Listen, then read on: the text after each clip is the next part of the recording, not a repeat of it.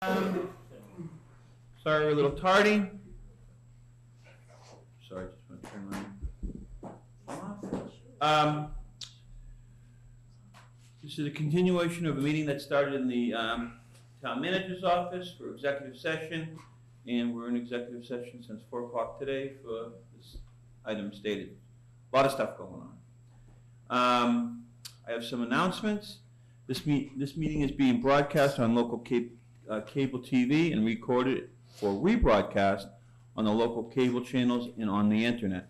West Newbury Fire Company Pancake Breakfast, Sunday, March 31st at the Central Fire Station. The cost is free and donations are welcome. It's a great community event. It was very nice of them to do that on my birthday.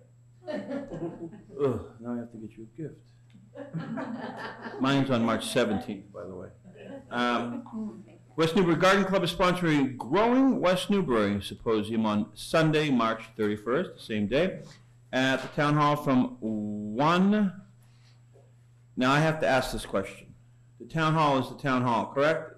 Yeah. We're not thinking that it's here, correct? Correct. Thank you. Town Hall across from the library from 1 p.m. to 5 p.m. as part of the West Newbury Bicentennial Celebration.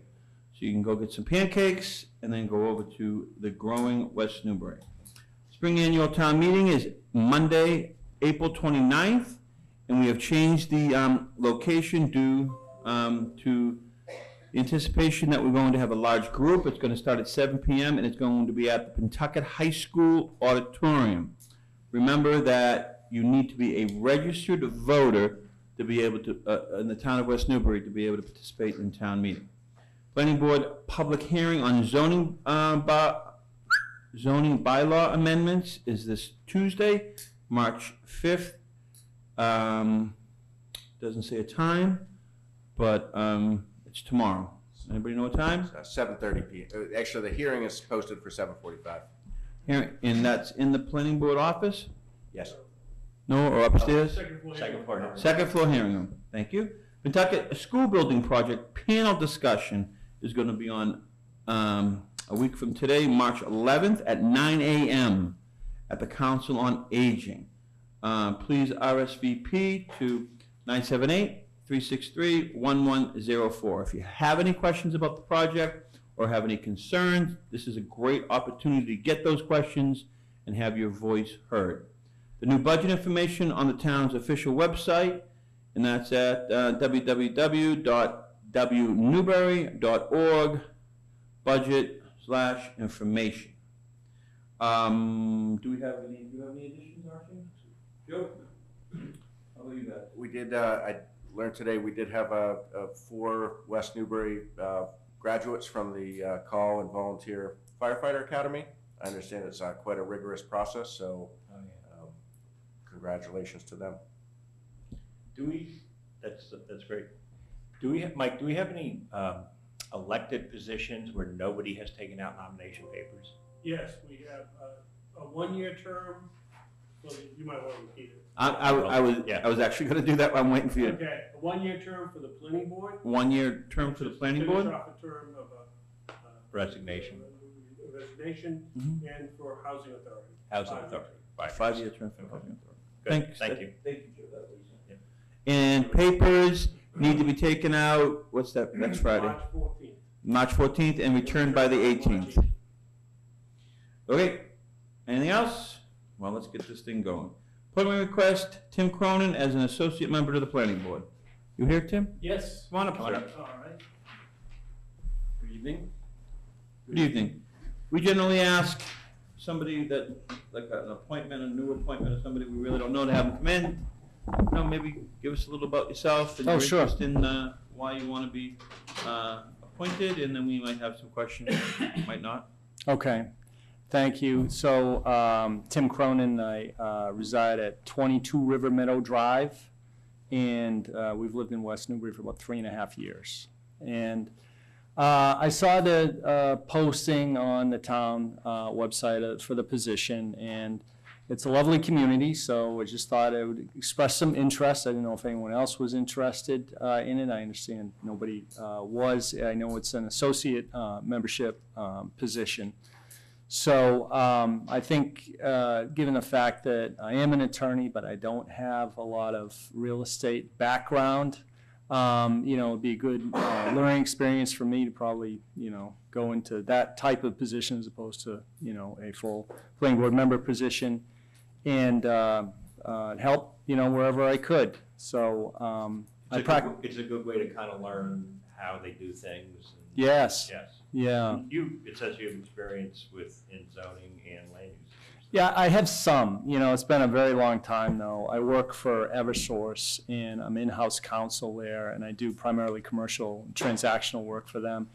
And it's been a while, though, since I've done any sort of land use work or zoning work, that type of thing. But I'm familiar with it, and certainly with bylaws and But things you like that. specialize in energy projects and contracts. Yes, I do.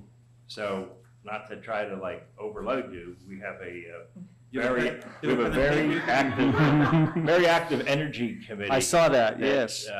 They are always looking for volunteers. Okay, well, So I'll just keep that in mind. Yep. If All the right. planning thing doesn't work. If it doesn't work out, very good. I will. Yes. No. I'm trying to recruit them. He's trying to get out of the house one night, every That's once in a while, right. not almost every. Okay, Archie? No, all good. Anything else? Okay, Joe? I move to appoint Tim Cronin to the planning board as an associate member. All our terms go through June 30th, 2019, and then it Yep. Very good. Second. Okay, moved and second. Any questions, any comments? If none, all in favor? Aye. Very good. Process now is you'd have to get sworn in by Mike McCarron. I think you have to Okay. take an ethics test online. That's required for everybody, all of us have to do that. Sure. It's a state ethics requirement.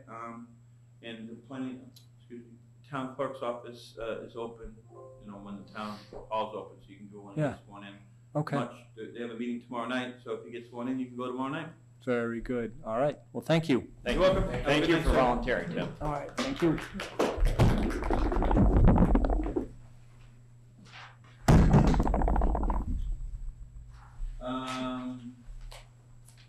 Correspondence from Council on Aging regarding space needs.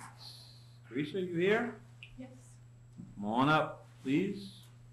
If you have anybody from your council that's with you, you're more than welcome also.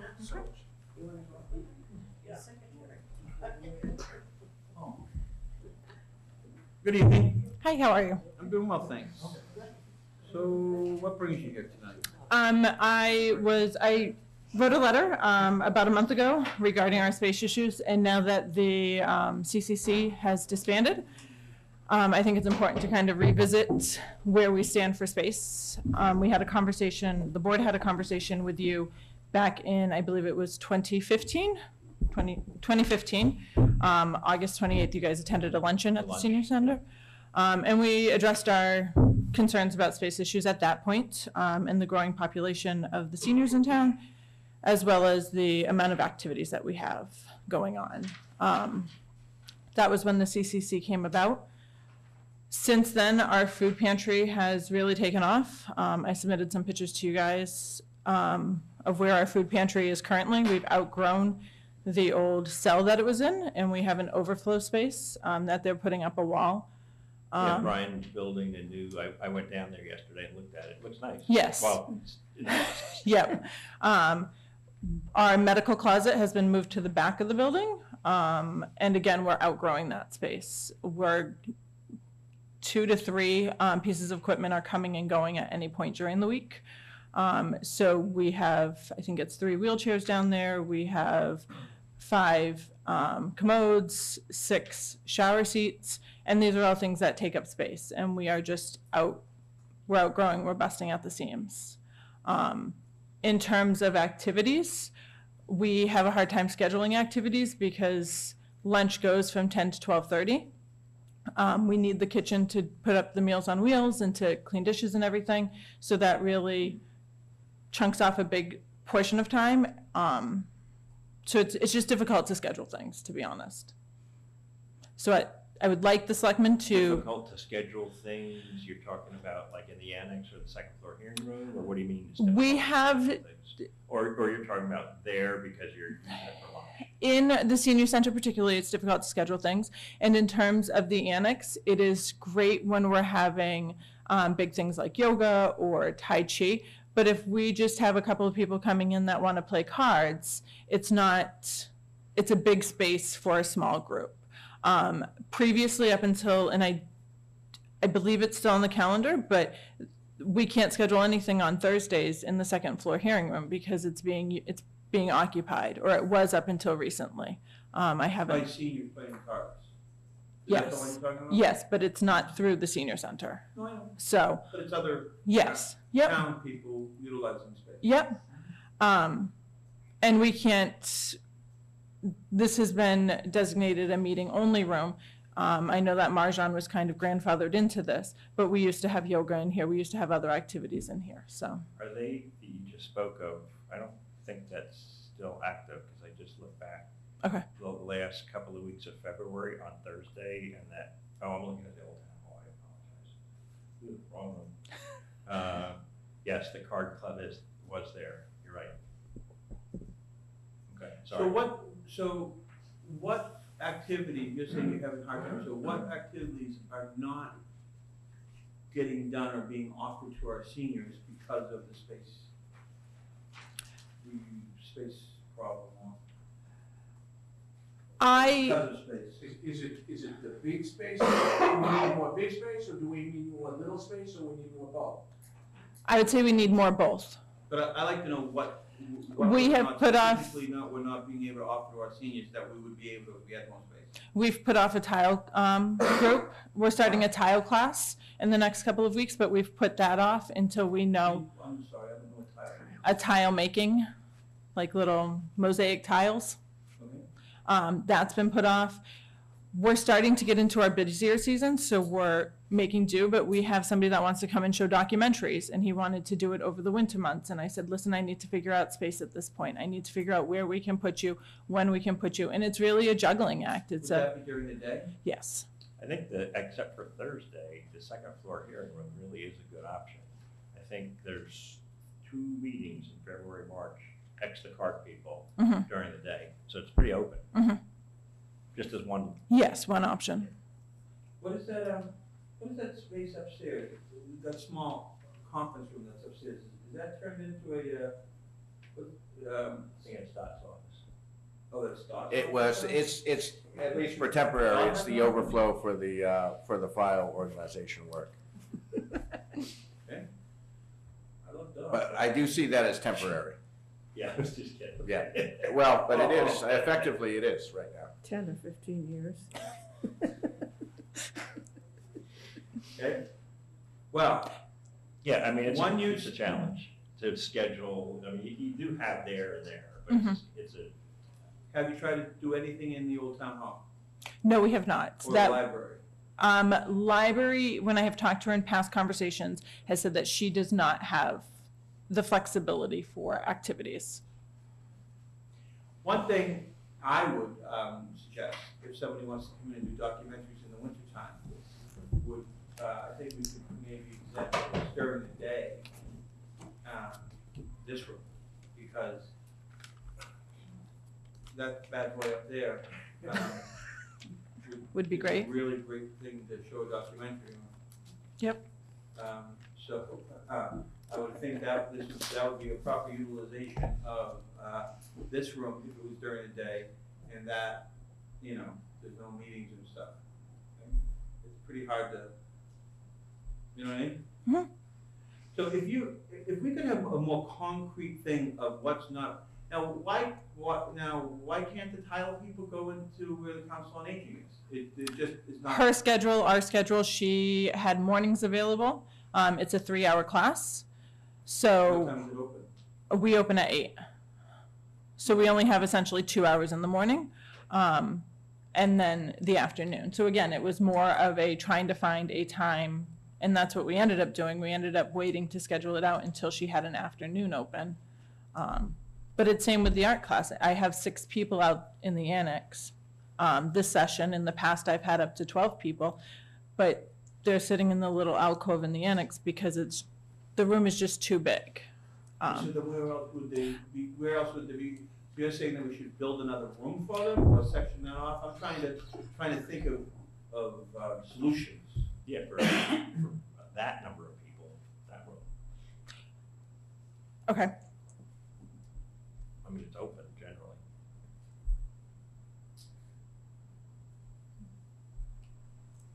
And we will certainly, we talked about looking into the town hall across from the library. That's open all the time. I just looked during the day. There's nobody there. One of the concerns that we have about that is with the preschool right behind it and people coming and going for classes. What is the liability in terms of having them quarried and those types of things? The attendees of the classes. Do we, They're all. Is it locked? They're locked off. okay, Is that true? Yeah. okay, And if the kids have to go to the bathroom, they have to be, or in the back, which is locked, but they have to be, escorted. Escorted. Escorted, that was the Okay. deal. okay, And they're done, they don't even have, it's not like a regular daycare, they just have some morning programs, and that's it. They're okay, not there all day long. Like, like the Children's Castle? yep. They're not there like that. So They're done parking, at noon, I think. so parking wouldn't be an issue? Shouldn't be an issue? Okay, No, I don't even think they have many people there anymore, quite honestly.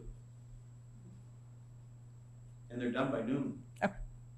It's only like part-time kindergarten, I think, or something like that. Yeah, and most of the cars would be people. Yeah, they only Coming have and one or going. two. The kids Yeah. aren't parking. No, Yeah. Not yet. never know. Not like Rick Thurlow used to drive his truck to school when he was 9. Okay. Now, let's talk about downstairs. Because this seems, and this is not, if I'm not mistaken, this food pantry, this is just not a senior program, correct? Correct, it is open to any resident of West Newbury and the surrounding towns. And this was something that was put together and proposed to the town by a kid that was gonna do an Eagle Scout.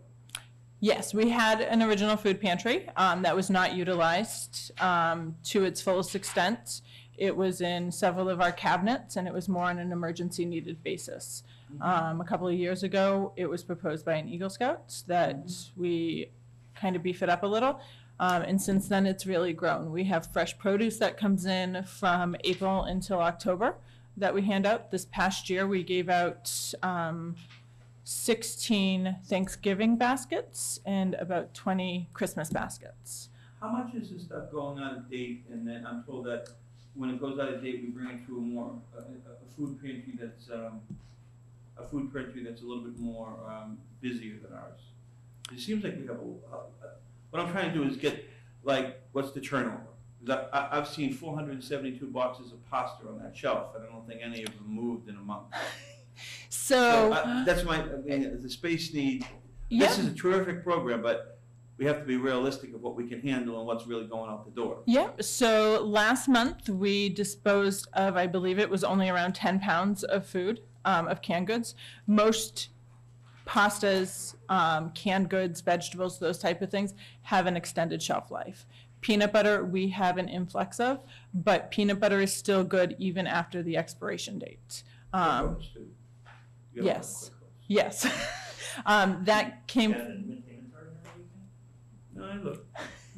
well, Well, that's the way I go out, and I've been noticing that the cellar is being cleaner and it's transforming, so I started asking some questions. we do not give the food to other food pantries. Once it's out of date, we put it onto a shelf, and then once it has gone past there's an expiration date or a Best By date, and then there's a list that we have from the Greater Boston Food Bank that says peanut butter is still good for another X amount of months after the Best By date. Once it is then out of that, but generally once it gets put onto the small shelf, it goes fairly quickly. So, what can we do? I mean, it seems like we have a ton of stuff down there. And the cellar is gonna be the cellar.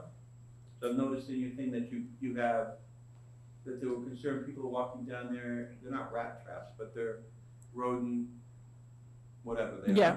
And we would have to have, you go into the best restaurant in the whole entire world and spend $700 on an entree, they're gonna have those same black things that are there in the corners of the restaurant that people have to walk by, and they're out in the dumpsters, and they should have them outside, and so forth and so on. So that has to be there. I mean, they're not like the old wooden ones. Yep. That are little, you know what I mean? You walk by and it's. And I will admit, the downstairs it's been cleaned, it's gotten a lot better. I mean, there are times, as you know, that there are boxes stacked up halfway through and people are walking by that. Right now, our medical pantry is in the back of the building. So I have somebody that comes down that's, 80 years old and going in for a hip replacement that needs a commode. I'm walking them through the back of the building to get to that. It's not always the best situation. So do you have any available hours or staff that can help with that, to be able to maintain that? Or is this going to be, you know what I mean by that? To maintain the food pantry or to maintain the medical closet or? Or anything down there? I mean, we've increased the medical closet. They used to be all just stacked up over there, and they used to be there, and we used to get rid of them every once in a while because they used to be stacked up there, because it seems like the need of them started going down because I guess Medicare or whomever just pays for it. So Yep. I think it's easier for people just to get it delivered to the home, and it's such a waste because we have ones Yep. that I don't even use half the time that people might need in their home, and then they donate them graciously to us for anybody in need. But there's a ton in there. How much is it? My point is, do you have any hours on your thing that we can try to police that down there so it can be better for you, or do you want that to be on the town? You know what I mean by that? Yes. Or do we need to tell people, because we only have a part-time janitor also, or a janitor that has to do all the buildings. So if everybody gets something delivered in one day, nobody breaks down their boxes, nobody does anything, and just throws them all down there, Mhm. he won't get back to them. He could be at the library at that time, then all of a sudden somebody comes from your office, you know what I mean by that? Yep. So is there any give and take where, do you have any hours, or, see, I don't even know, that you could help down there, or, I don't know. Or what are you looking for exactly? Yeah. I mean, don't you've know. stated a number of things, but like, what would you like?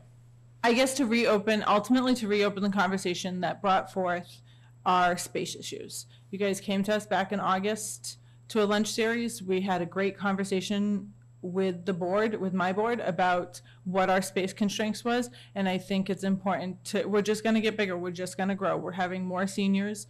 The senior population is increasing, just to reopen that. And are these our only options? I think it's a lot of great ideas. We'll start looking into using the old town hall or the town hall. But that doesn't solve my problem that I have somebody coming in here that is walking into the basement, into the back of the basement to get medical equipment.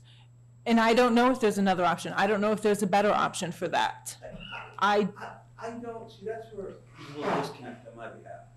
I don't understand what the problem with that is. It's not the nicest walk in the world, but it's Not the worst. It's not the worst walk in the world. It's all level. I mean, I understand there's things near the back door because there was a lot of chemicals, there was a lot of cleaning solvents, and a lot of stuff that has been taken out of the janitor's closet that's been bought for I don't know, since the last ice age, that it's just not good anymore, and we have to dispose of those in a proper manner, so that's why they're still near the back door. But see, I park my car over there. I come in and out of the building like that all the time. I know, is it need to be more lighting? Does it, I don't know, I mean, we've put rubber mats down, you know what I mean? It's not like anybody has to walk over anything. They're going through there, it's not pleasant, I agree, it's not too much. And if that's the only space we have, that's the only space we have, I get that. But at one point, we were out in the annex, and that was far better for people to come and go. There was more lighting, there was more space. You're not The walking. medical equipment was out there? Yep. Over near the refrigerators and stuff? Nope, it was in a locked cabinet. You We, mean a locked closet? a locked closet, sorry, But yes. that locked closet is those closets over there are much smaller than that room that you have now. That's a pretty big room. Which locked closet was it in? The one closest to the back doors, or the one where we have the voting stuff? The one where the voting stuff is. I would say that was, And again, if this is all we have, then this is all we have. But I think at some point going forward, where the CCC is no longer, where they've disbanded, I think we need to have another conversation about space. Did we ask the CCC to give us like an executive letter at the end of it with saying that, hey, we need this space, these are the specific programs that we can't have because of our lack of space, and over the next 5 years, this is what we're gonna project for space? Or would that be better off from Teresa? Yeah, Probably better off from Teresa, I think. Well, and I would obviously offer the support of my office as well as DPW director. We're both still pretty new to town, and our director brings a lot to the table as well. I feels like something we could advance with kind of That might- a working That group might and, be a good way to collaborate that. yeah, to make sure that internally, because Teresa and I have talked about a number of these things, and I think I generally have my head around it, but there's a lot of nuance to it. But Wayne, and I know he's met with you a number of times as well, but he's new. So maybe we kind of tackle this at the staff level, come back and, Yeah, talk to Wayne. I don't know if you're I interested. mean, lighting isn't great, but it seems like that could be, well, that was our police station. that could be resolved pretty easily. That was pretty pathetic, wasn't it? A lot of people wish we didn't build that over there. I mean, if you want it to look pretty, like me, it's not gonna look pretty. But if it's functional, it is functional, and maybe we can put some money into it to make it more functional and make it really usable. But I would agree, this building was built in 1910, and you're in its basement. So it's not gonna look brand new. And I'm not expecting it to, Well, I'm maybe we can just, shift things around in other spaces and put them there to make it more accessible to the seniors. But I mean, if they walked in, I would think that back room for them would be the easiest thing to do. All they have to do is walk in that back door, go down that handicap but that back ramp. door is locked, so they then have to come in the front door, get me, drive around to the back door. But why wouldn't they, your door's not open right next to it? My door is, but, so they can walk in, but You they, don't have a key? not to the downstairs basement, no, not to that door. If you have a key to the building, you have a key to that door, Okay, I think. then I did not realize. and if not, that's a Yeah. solvable problem. Yeah, can't very just have the same simple, key. because I asked Gary years ago, why don't we just have one master key for all the doors outside, so we don't need multiple keys? Okay. Why don't you talk to Wayne and kind of brainstorm, and, you know, if there's some easy, quick fixes we could make, whether it's lighting or whatever, I don't know what the conversation Or is. even put up there's a lot of space there, to put up some dividers and not necessarily. You make a good fixed point. walls. There is a lot of space there, so can we make some improvements? Or even just That's organizing actually a good people's idea. trash rather than just throwing it places. And you've seen me down there, Glenn, I mean, you've seen me down there on numerous occasions. No, I know, it's working it up, that's why I know. It has looked a lot better than it has been in a long time. Okay, so if we can work on that thing and then maybe we can do something in the future, this wasn't something that we're trying to put on the back burner.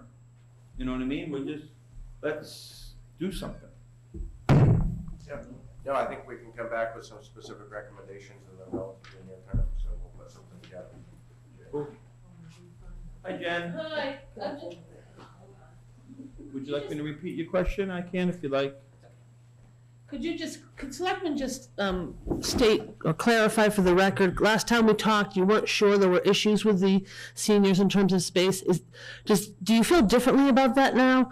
Are you looking at the broader picture of the graying of the population and not just finding short-term fixes, but what's the Selectmen's decision about how to handle the growing population? I guess, what is your planning for that, I guess is what I want to know. Well, you said we weren't sure there's space issues, because I think there are space issues. Well, at the last meeting, I remember the chairman saying he would need to have the director from the council on aging come forward and tell. And she just did, and I think that Joe made a great suggestion. And when I said something about an executive letter, that Teresa would come back and say, hey, these are the things we can't do now because of space. We've heard a few of them, but it seems like they were manageable, right? In this small conversation. And we're projecting us to grow, this in 5 years, and these are the requirements I think we need to do to be able to serve our seniors. And I'd love to be able to see that. And Angus, on the short term, is going to work with our DPW director, who's in charge of our buildings and grounds, and Teresa, and try to maybe fix up some spaces we have here and fit their needs. It So- seems like we're doing exactly what, So you feel like you're moving forward and taking care of long-term? No. You asked two questions. One was short-term, one was long-term. I think everything Well, we you talked. said short-term, I bought the idea of long-term. Yeah, yes. I think everything we talked about was pretty much short-term. And I think we need to wrap our heads around what are some better longer-term solutions. And I was kind of hoping maybe the dialogue between Teresa and Wayne could maybe perhaps begin that conversation. I know there were some things from the CCC that, maybe you could talk to them about. And we need to keep discussing. Good, thank you.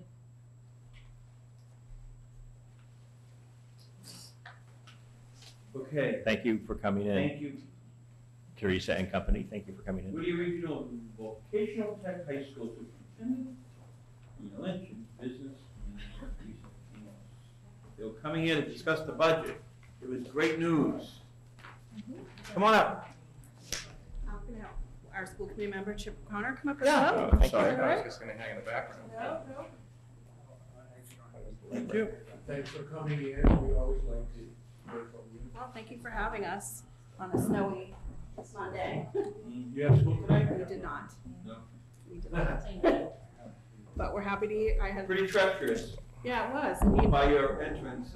yeah, Around 5:45 this morning, it was not even cloud anywhere near there. we were all very nervous because Saturday's storm was a little bit of a dud, so we were nervous about making the call and Right. having another dud of a snowstorm, but I was happy this morning to see a lot of snow. Anyway, thank you so much for having me. My name's Maureen Lynch. I'm the superintendent at Whittier Tech. Along with me is Chip O'Connor, our school committee member from West Newbury, and Kara Cosmas, our business manager. So I provided you today with a PowerPoint, and I'll go through this quickly because I understand you've been meeting since 4:30, and I don't want to keep you too long. That's okay. Your enrollment from, the enrollment at Whittier from West Newbury is down by one student, 17 to 16 this year. So this is So is this the existing or the? this is the 18. This is our October 1 enrollment, so this is our So October. this is the 18-19 school year. Yes. Okay. Whittier enrollment is down 4.67%, and that's mainly because of choice students. We no longer take choice students. And this is our first year, actually, we only have 3 choice students left in the district, and that's because of students that the school committee agreed that if you enrolled in the district and then moved out of the district, they weren't requiring you to transfer out of the school. But as far as enrolling choice students, we do no longer enroll choice students into the district. Have you had declining applications? No. No. So as you can see, we only have 3 choice students this year. Percentage of enrollment of students with disabilities, our percentage is 24.5%. So 24 Just point, back, I think that's smart on your part, is what? choice. 3.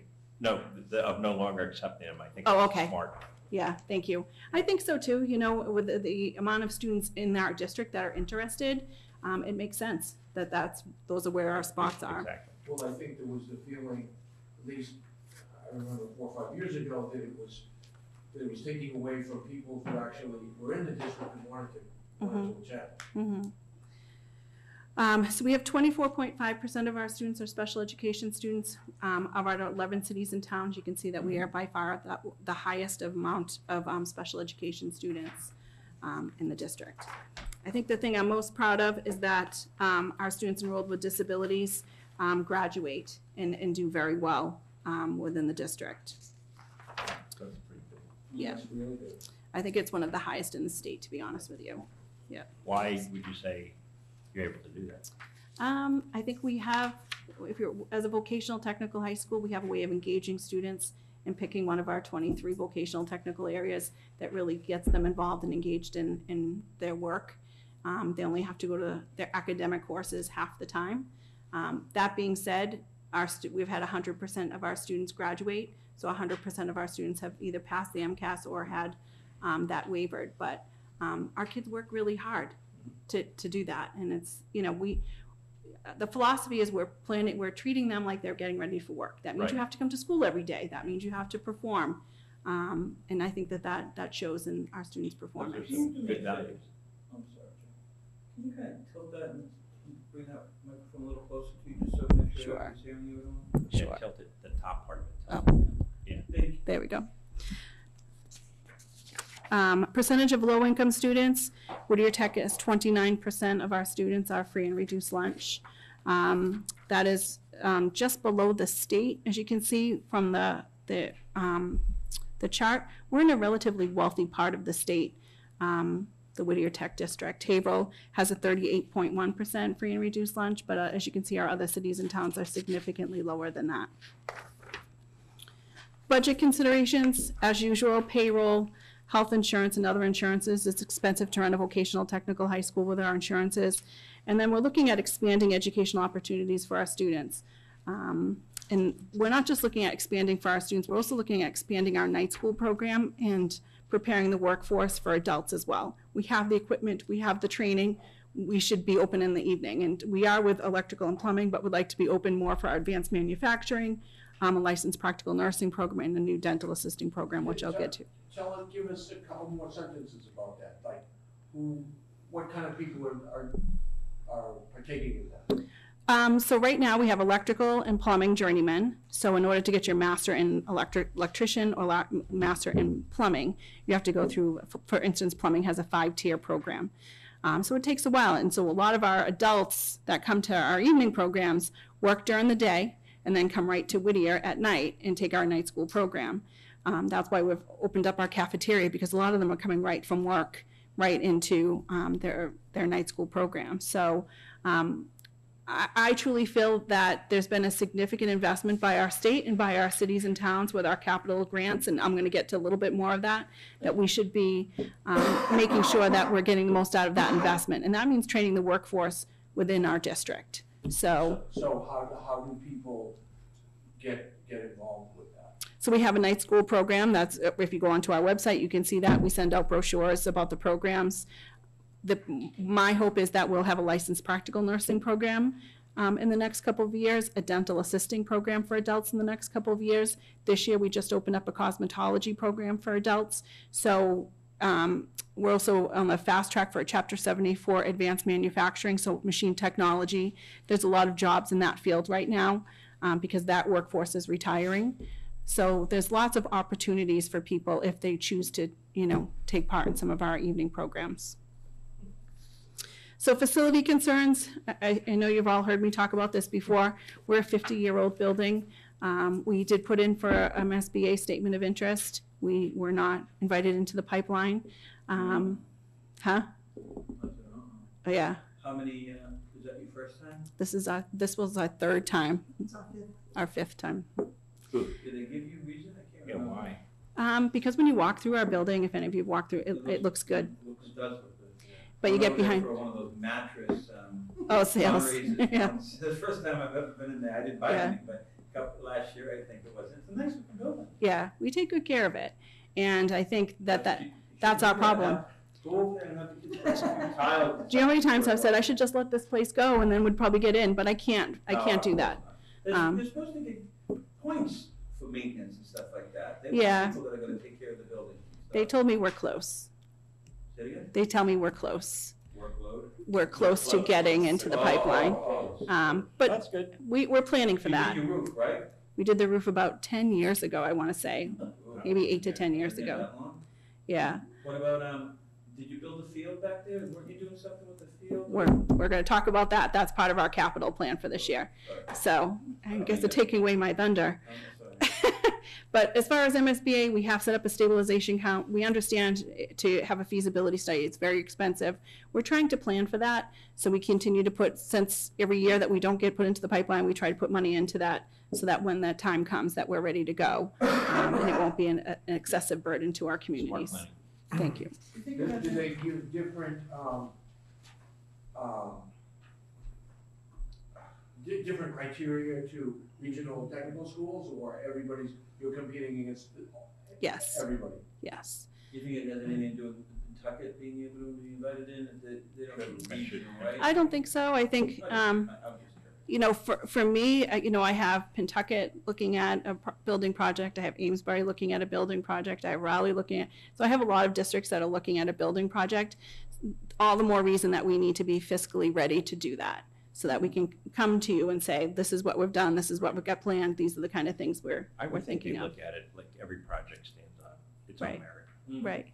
They do want to make sure that we have planned, that our communities know about it, that we have a stabilization account. Yeah, they don't want to waste their time, and all of a sudden, Right, you come up and the towns go, no way, we don't want to do this. And Right. then they've wasted some Right. valuable time. right. Very true. And I feel like we have good bones at the building. Yeah. I don't think we'd be looking at a new building. I think that we'd be just looking at renovating our Is Haverhill systems. supportive of it? As of right now, yes. Good. Yep. Great. Yep. Recent grant funding, so we recently had a $420,000 for a dental assisting program. So what we did with that is we bought the equipment for a dental assisting program, but we also renovated an allied health center. So we have health assisting and medical assisting along with a new dental assisting program, and it is state of the art.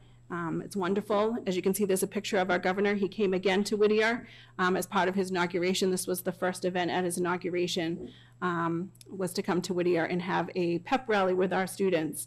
And then we were able to bring them up to our new dental assisting program, which actually opened that day with the kids.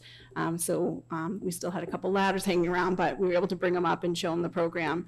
And if you follow Twitter at all, there was a picture of the lieutenant governor pretending that she was helping the governor with his teeth. And it spread like I wildfire. gotta see that. Yeah. So, if you have the dental assistant program open for the kids, Mhm. why is it gonna take so long to do it for the adults? Well, we just opened it. So when I tell you we opened it in January, our hope is to open it up next year. We weren't ready to open it up this year. We were just For the kids or for the for the adults? kids. We just opened in January for the kids.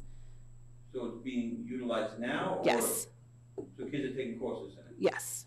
Yeah, so our hope is for next year to have the And that dental would be, assisting program.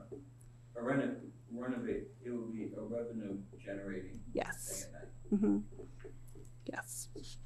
So as you can see, over the last 2 years, we've received over $1 million in grants, which again, we continue to try to get grants because again, we wouldn't be able to open up a dental assisting program without that. I couldn't come to you and say, I need $420,000 to open up a new program. So it's really, the capital skills grant from the governor's office has really been a wonderful That's very good. opportunity for Very us. We've received two. We received the advanced manufacturing, which is for our new machine shop, and then the dental assisting. So here's some pictures of our new program, our new Allied Health Center. And then future plans, we're looking at having a child care center. We have an early child care program in the building, and this would be a way for our students to work right there in our building with hopefully our staff's kids. So we're looking at that, and we're looking at partnering with a nonprofit agency to work with us on that program. We have post-secondary programs, we talked a little bit about that. Some are Chapter 74, so advanced manufacturing, cosmetology, those are Chapter 74 programs. Other programs that are not Chapter 74 programs would be the plumbing and the electrical journeyman programs. Adding pharmacy tech to our medical and health assisting programs, design and visual, and adding animation to that curriculum. As you all see right now, everything's animation, and we're making sure that our students, when they walk out the door, that they're career ready, and also college ready, I hope. Expansion of post-secondary credits for our students. We right now have a concurrent enrollment program with Northern Essex Community College where our students are receiving English and math credits. So when they walk out the door, they're receiving college credits. Looking at expanding AP credits right now, our first year of AP and math, we're going to have 6 students taking an AP calculus test and co-op opportunities. It's really important that we are at our core a vocational technical school and our students are getting workforce experience before they graduate. I talked about the expansion of our evening school programs and then updating our athletic fields. Right now we have one football field, and that football field is pretty much just used for football. And so we have some real Title IX issues. So we're looking at a turf field for next year and hopefully starting to break ground on that in the day after graduation. They're expensive. Yes. So we're looking at, this will be our second year of the project, and it will be a 2.5 year project. Expenditure, this is my favorite slide to show Selectmen and FinCom meetings. Whittier Tech is the lowest of the 26 regional vocational schools per pupil expenditure for students. We work really hard and we're fiscally conservative, and we try to find other revenue sources including night school programs and grants. That's a great answer. Yes, thank you. I just came up with that, no. Do you use these grants in your operating budget or just grants on capital things most often? Most of the time, it's capital, yeah. I mean, some of the grants, like for instance, the Perkins grant, we can use some for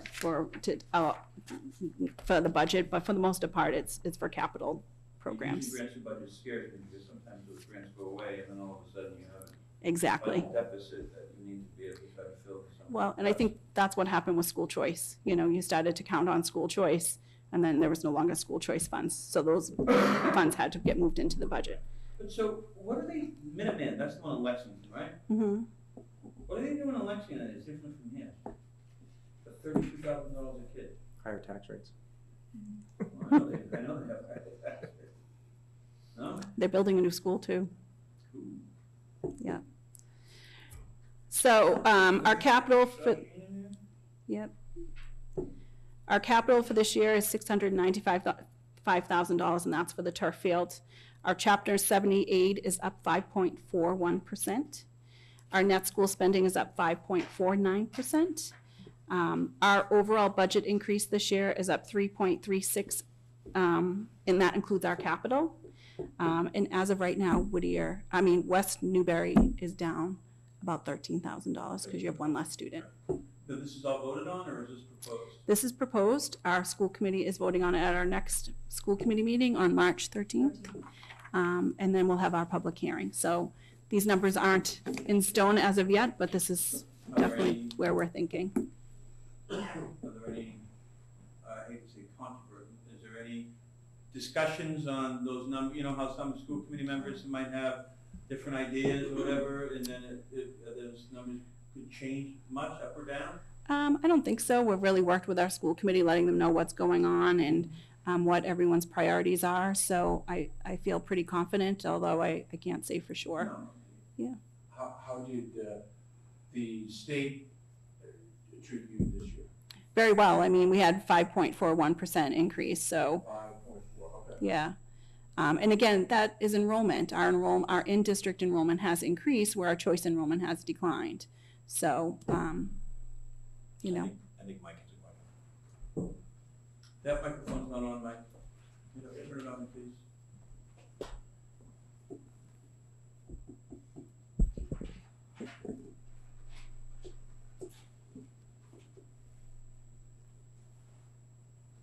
You know what?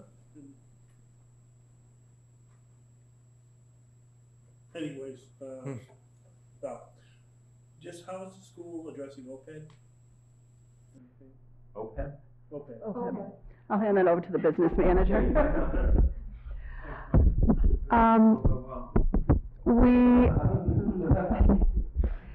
We recognize that OPEB is quite daunting. It's somewhere around, I want to say, 16 million if we were to fully fund it. So that's obviously not happening anytime soon. But what we have done is we have put in to at least acknowledge that we have the obligation. We put in $10,000 2 years ago. We put in $10,000 this year, and we've budgeted $25,000 in this budget. So every year we hope to budget a little more, a little more, a little more. Good. Not the answer I know you probably wanted, but we are recognizing it and putting something. Doing anything would be, that's not. Hopefully we can increase it even by 5,000 or 10,000 every year and build it up. Sounds like things are very well run and that you're on top of things, so appreciate it. Thank you for coming in. We're And trying. we do appreciate you coming in. Oh, thank you for having us. Thank you very much. But we like to know, just hear about To the know what's programs happening, and what's yeah. going on. Yeah, Kind of our very annual helpful. update. Yeah, good. Thank you. Anytime. Thanks Yeah, you're welcome to come for a tour for lunch anytime. Okay. Just let us know. If you want to let Kara know, and we can work something out. So you can actually see the building and see, you know, it's much more fun when the kids are in the building and you can really see what's going on. Okay. Thank you. Thank you. Thank you very much. Thank you, Chip. Okay, special events permit request. We have 3 tonight, but I'm taking off the Alzheimer's one, I'm taking off the Walker Williams one that we're talking about tonight, American Diabetes Association. We're taking them off because they're not here. Is that the reason? That and they don't have the proper stuff in. Are you here for the American Diabetes Association? Good. Good.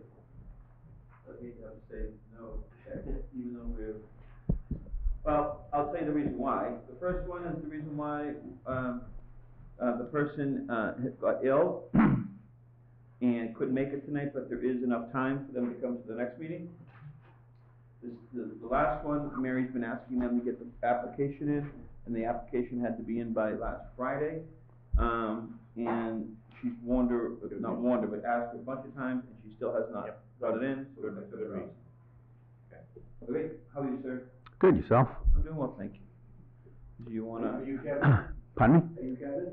No, my name's Tim Wilson. I'm the Associate Director of Torticura in Massachusetts. Do we have any questions of him? So this is May 19th, Yep. and it's only the 100-mile route? It's the 100-mile and the 62-mile. Oh, the 62. They come in from different directions. Oh, yeah, I see, okay. 62's in town for about 2 miles, the 100's in town for about 5 miles. This is not the first year we've done this. No, we've been doing this, starting in Topsfield for several years. Have you changed the route this year opposed to last year? No, this year's route is the same route. Okay. Do we have any specific questions? Mary, do you have any concerns with the application? It's complete, everything is there. And we appreciate you getting this into us on November 26, 2018, well within our 90-day lead time for special events. You're very welcome. Sometimes doesn't happen.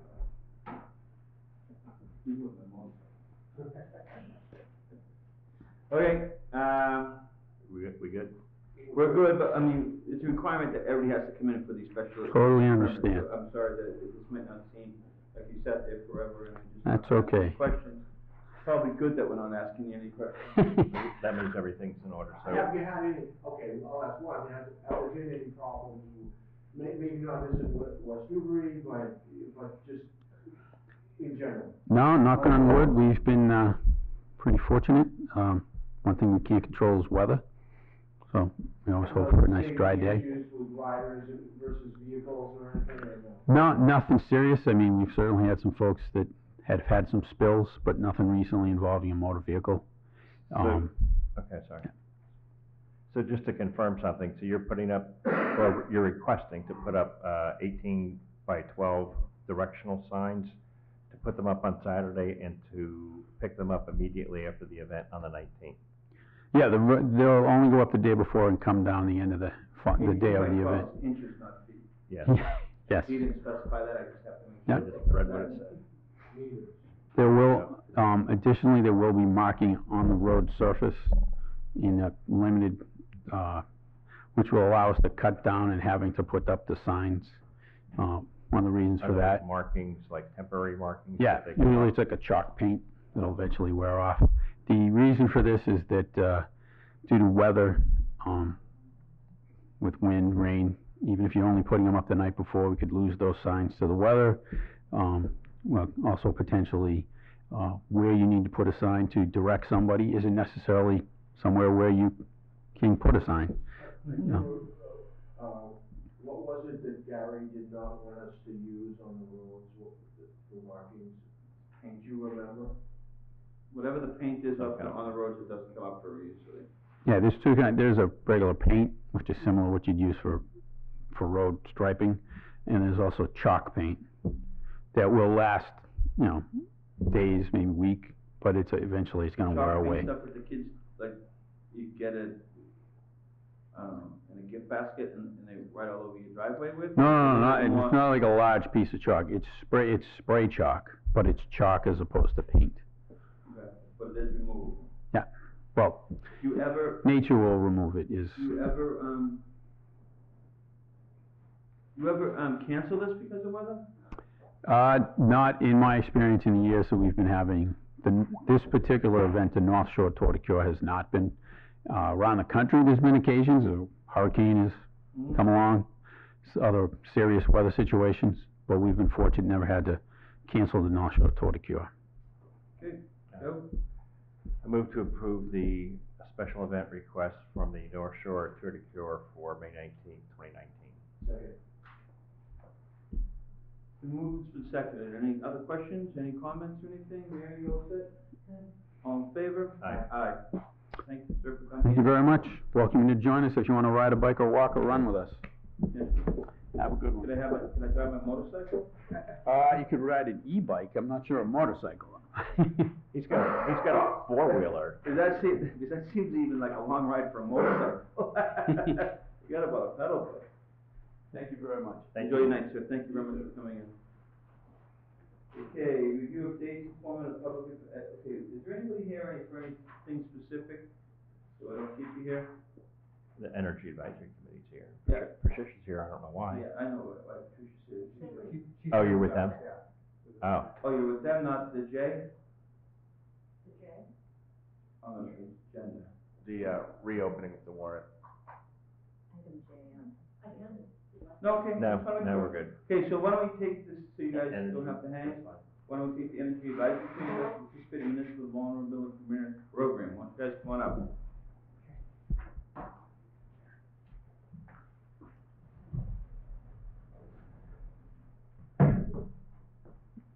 You get center spot.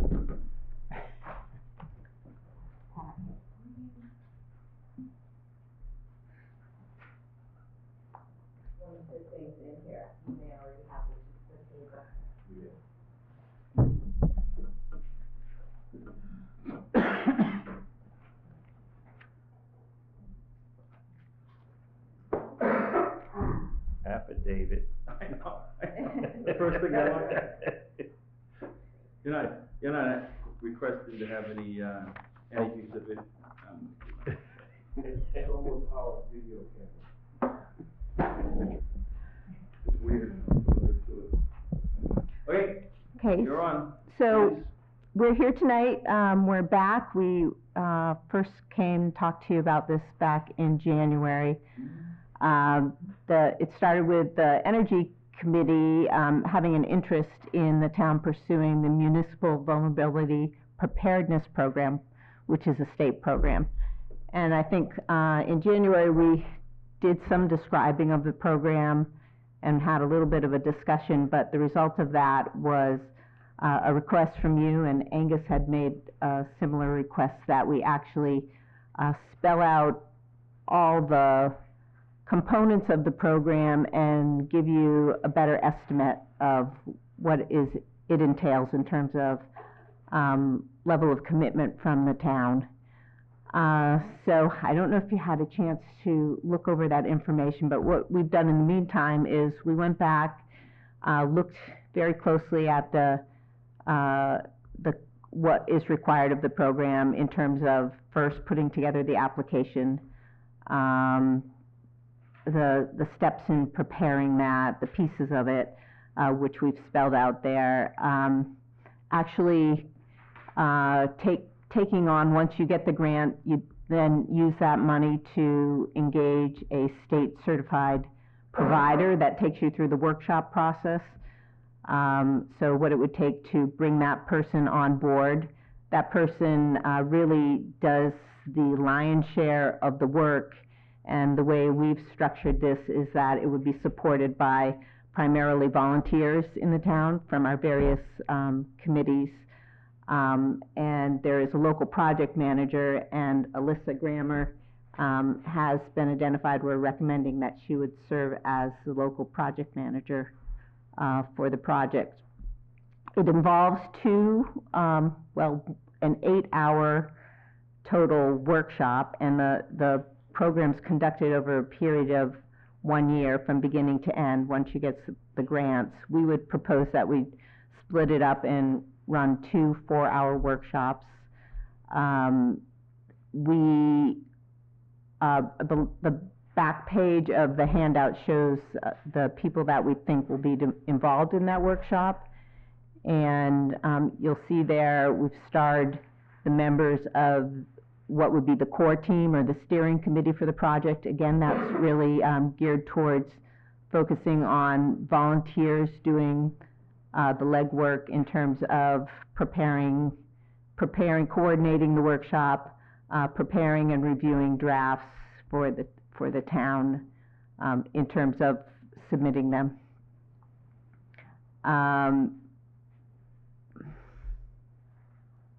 Where am I?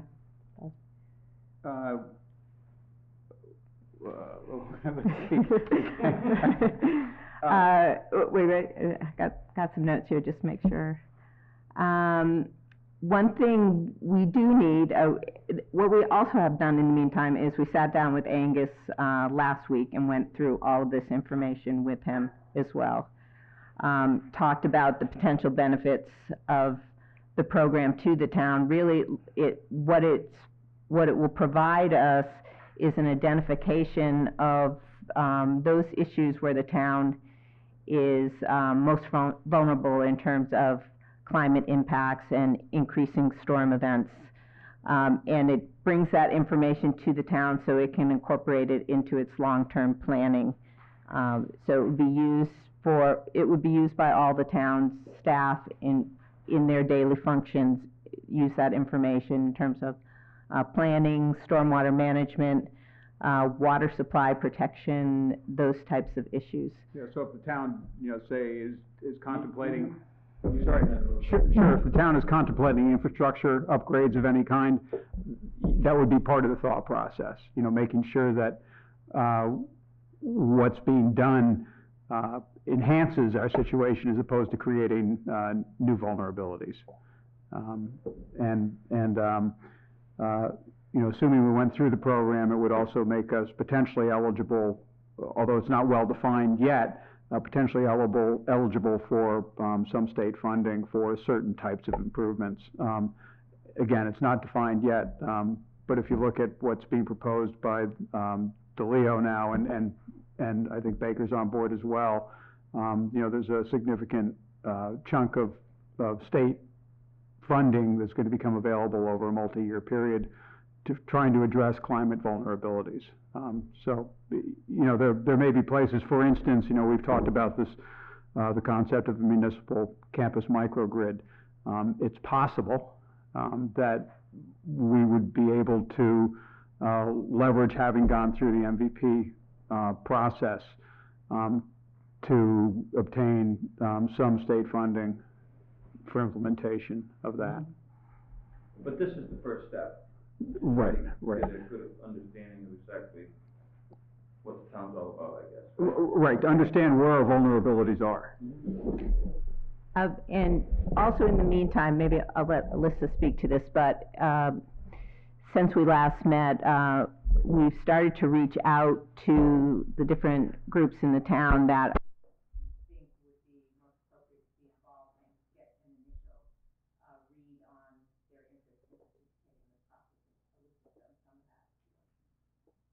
Good evening.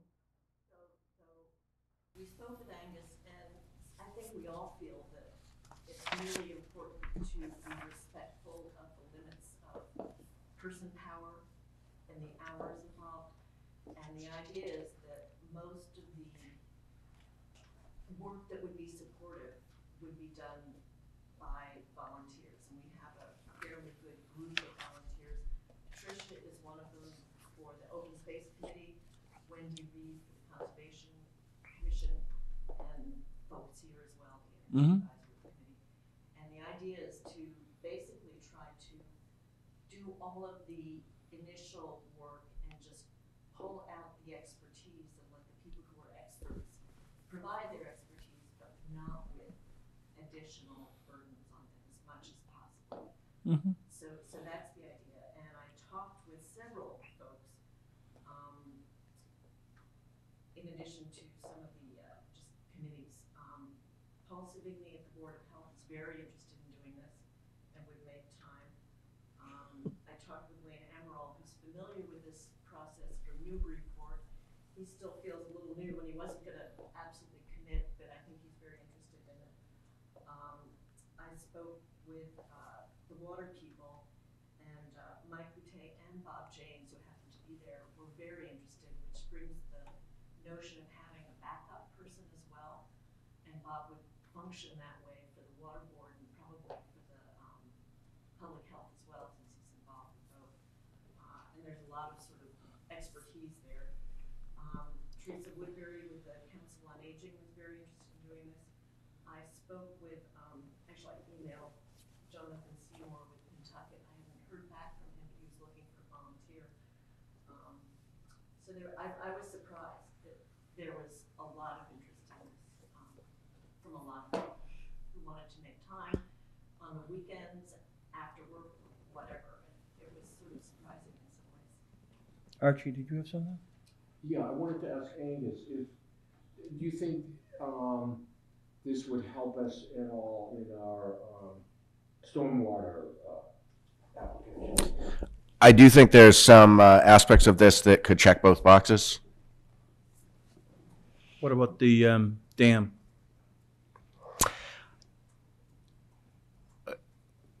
With I'm sorry, the emergency action plan for the dam. Mm-hmm.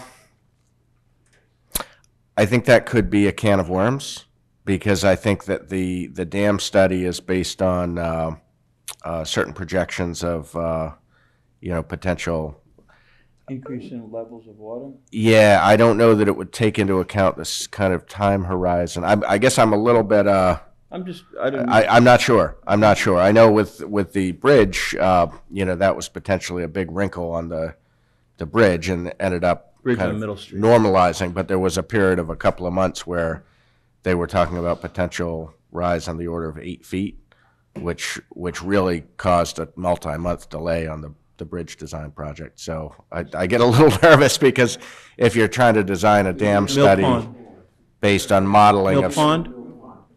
based on, long-range modeling of something that isn't fully understood and takes quite a lot to fully model, I would be concerned about introducing that. Yep. The state's making us get like a preparedness action plan together in case that dam breaches. They're doing it for all things around the state. Angus, can you talk to the estimated 142-hour impact on town staff? It's very hard to estimate. I think I will say that the group that's brought this together has been extremely sensitive, I think, to the reality, and they understand that this, my position isn't so much, a lack of interest, a lack of support. It's just an overall bandwidth issue, and they recognize that, and they recognize that I don't want to see my office or my staff take on more than we can deliver, because we do good work, and we want to be able to put the amount of time it takes to do good work and not do a lot of things in a really half-hearted way. We'd like to do what we're doing well, and that takes time. So I think they understand that, and I think what they put together, particularly with designating Elisa as the project manager, at the end of the day, that's an enormously important piece of this, because people look to the person in charge. That's the accountability. That's the person whose job it is to make sure things get done, either personally or through delegation. So having that project manager as a volunteer is a big plus, because it's a lot, in terms of time impact. My concern is, as I've seen happen a number of times since I've been here, is I find out about a deadline on Monday of something that's due Thursday, and I got to turn myself inside out, and with no regard to what I had on my plate Monday. And that's happened more than a few times in the short time I've been here. But I think I know they get that. I know that you all get that. So I think, I certainly don't want to stand in the way. I think, I'm hearing, and this came through when we met last week, there's some interest among some staff who could be helpful. I think as long as there's a clear understanding that the, lion's share of the work is borne by volunteers, I think that's great. To your question, Joe, about the estimate on the total number of hours, it's really hard to estimate. I will say, and I brought up this suggestion when we met last Monday, if we're going to put in the collective time and effort to get everyone together for an 8-hour kind of thing, that's a big thing, and that's something that doesn't happen very often. So I would like to see something like that address a broader scope. I understand that, vulnerability and, climate change adaptation can touch a lot of areas of a town, but I would want to see that so that it kind of advanced the ball on a lot of different things, because I think we need more of that. We need to bring people together and see how the different policy agendas of different boards, committees, and commissions interact, and where there are conflicts to find out how those can work. So I'm not sure within the guidelines of the state. I would think they'd, where it's a new program, they'd have some flexibility if I just think if we're getting that many people together for that concentrated time, it'd be good to advance the ball on a few different issues. Okay, Thank you. Just a comment. microphone, please. Liz already mentioned it, but there's a year to get this accomplished. If we apply for it and if we are awarded the grant for the program, to go through the program, we have a full fiscal year to get it accomplished. So When is it due? May 3rd. Yeah, May 3rd is the deadline, but it's a rolling application, and I think your chances are better the sooner you get in. So what we were hoping, we didn't know whether you'd be prepared to make a decision tonight, but we're hoping we could have a decision by the time you meet next, or when you meet next. So we could try to get in on the early side of the application. So if we said yes tonight, there are some things that we need to do, some endorsements, I guess, that need to go along with the application. Yeah, so what's spelled out in that table, some of the things that are included are letters of municipal support. We're proposing that we would draft the body of that letter and then give them to you. You could tailor them, but they'd be pretty much ready for your signature. And then there are similar letters from key people that would be part of that stakeholder process. So, for example, Department of Public Works, Emergency Management, we would get similar letters from them. That becomes part of the application. Then there's just a narrative that goes along with the application that talks about the town and what we see as our potential vulnerabilities and why we want to participate in the program. The application itself, we don't think is much beyond that. And you'll be able to handle all that, other than the letters. The steering committee would be working on that. Do you think that considering sort of the geography of West Newbury versus the vulnerability of Wellfleet or something like that with storms or whatever,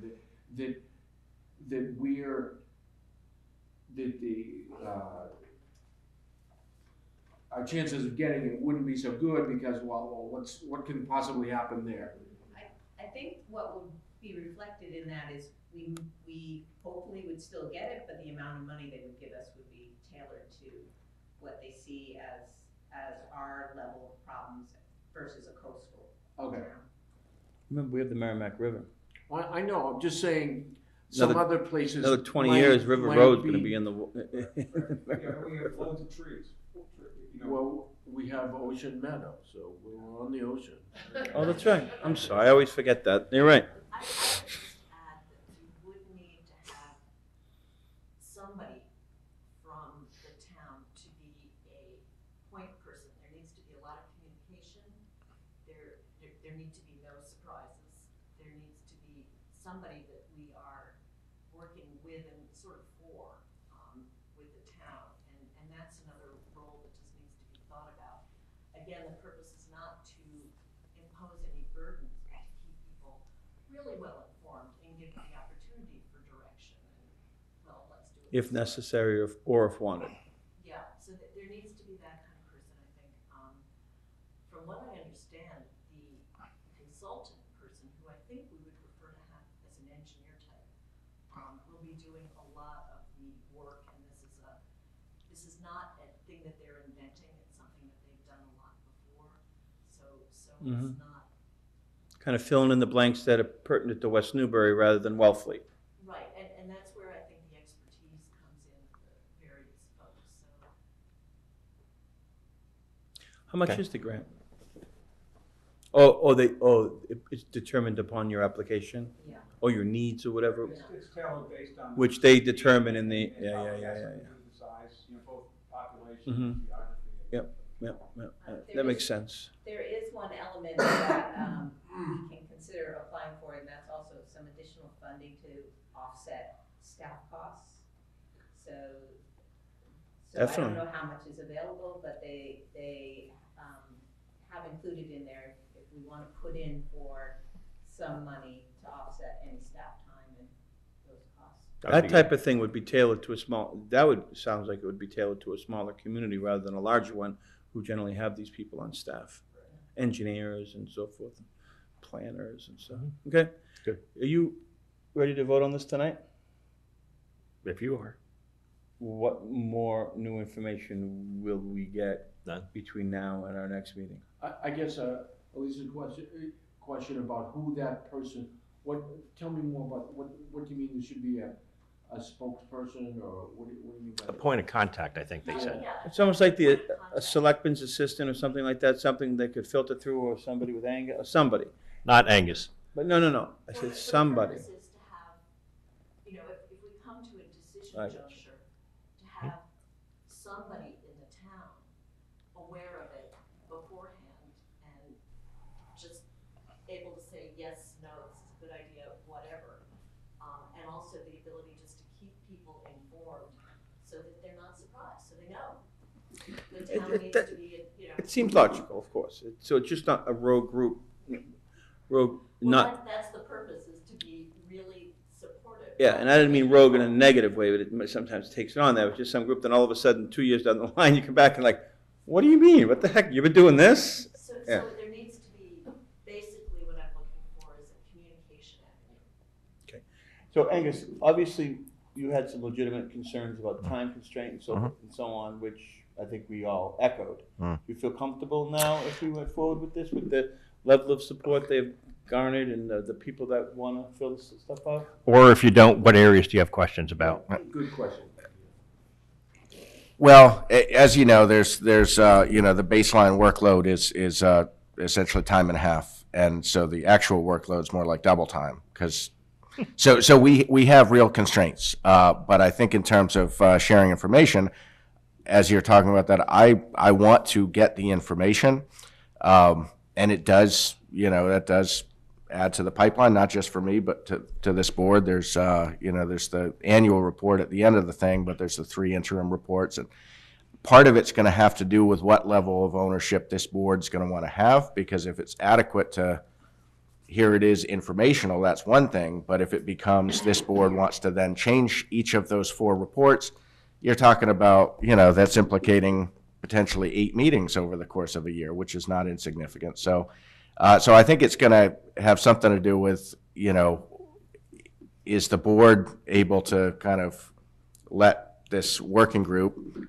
have some autonomy, or is there going to be, more oversight? Because if there is, then that implicates my time. But I do want to, informationally, I would like to be aware, and what I'd like to do is have, someone else on staff, which would be to be determined at this point, but someone who's essentially dedicated to this initiative.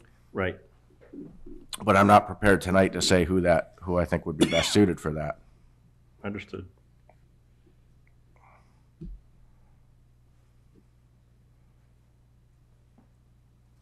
Well, okay. I'm You not- came to us in January. You listened to us. You've tried to answer a lot of questions that we had and a lot of concerns that we had. Seems like in my mind that you have. And I think this is something that I would actually vote for, because it seems like you've listened to our time restraints and you guys have stepped up in some capacity and asking for minimal amount of support on our behalf, but some when needed, obviously with the meetings and getting information from people. That's different from us to sit down and writing reports and writing applications, I feel, in a little less time constraint. So, I mean, I would like to go forward with it. I'm fine. I guess, Angus feels that basically that the town can handle it. That was my biggest concern. That's my biggest concern. I don't have a problem with the project itself, sounds like a good idea, just, do you think the town as a whole can handle one more thing? Well, I think the opportunity I see with something like this is what we talked about last Monday, which is, can we use these, forums, whether it's one 8-hour forum or 2 4-hour forums, to to try to build some shared vision around a bunch of different areas, because if it's isolated, I think that's a lot to take on, because right now, and this isn't visible to a lot of people, but you'll just need to, I mean, I think it's generally visible to everyone, but if you add up all of the things that we're doing, and a lot of things that you know, new obligations that have been taken on or that have been imposed upon us by state or federal agencies, it ends up being quite a lot. We have a small organization and a fairly small number of full-time staff.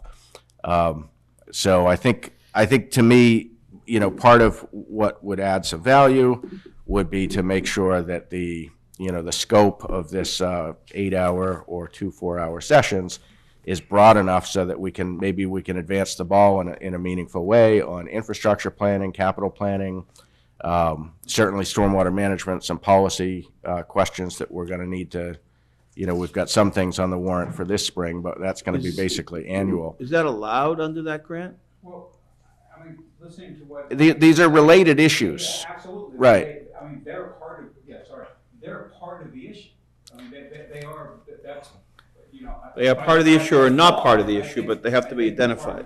So I think part of what I'm getting toward, to have these types of things be meaningful, and you need the people present who at the end of the day, whether this board or town meeting or others, will look to as kind of their opinions matter. So for instance, if you have this and you don't have meaningful representation from this board, from the finance committee, from the capital improvements committee, et cetera, Water health. then it's like, well, conservation. really, was that worthwhile? Because we're just going to have the conversation again. But if you can create a center of gravity where there's an actual buy-in and those people are there, then you've actually advanced the ball in terms of the community's thinking about big issues. So I think it's kind of like, again, it gets back to, if you're going to do it, you really need to do it well, and that takes an investment of time. So is this the right time to do it? You know, I'm going to defer to the board on this. You know, definitely there were some things, you know, that have come to, you know, that we've come across that we're working on now that I think 1 year ago weren't part of this board's work plan. They're new things, and when I started, I know you had 90-day and 6-month goals that I estimated was basically 2 years worth of work. So there, you know, and I think that was, Come on. so we've made progress every single week, I think every single day, but we are taking on a lot. We have taken on a lot, and so this would be more. I'm not going to tell you it wouldn't be more, but I don't want to stand in the way of it. And as I said initially, I think the volunteers that are before us have made every effort truly in good faith to recognize where we're at. And it's not an issue of capability, it's an issue of bandwidth and hours in the day. And that's how it's been the 8 months I've been here. And I don't see that changing at least until after town meeting. I hope it does at that point, because I forget what my daughter looks like sometimes. Well, I'd like to say that I would support it with the caveat that if you get into a third into it and you say that this is just taking a lot of time and we're not going to dump this on Angus, then you just throw up your hands and say, okay, we're not doing it. We're not going to complete it.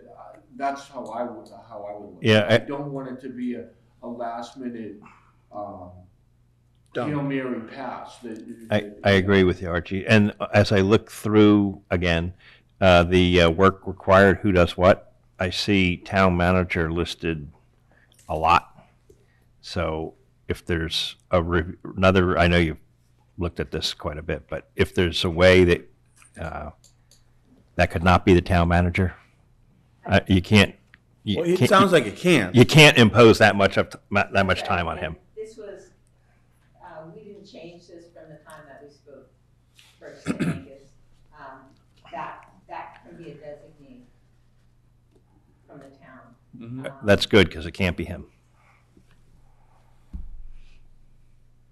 I mean, he physically doesn't have, I mean, he's here 60, 70 hours a week, and I'm not exaggerating. Or did I understate that? It's not. Just a little bit. It's never less. It's never less. Could I ask a question? Could you see one of the selectmen participating in the workshops? You'd have to, yeah, you'd have to ask those two gentlemen. I'm all on through May 6th. Well, definitely. I would participate in the Or here's an the idea. workshops, yeah. Maybe you could ask the person that gets elected to take my spot to do it. I don't know who that's going to be, but Could be whoever somebody that real is. close to you.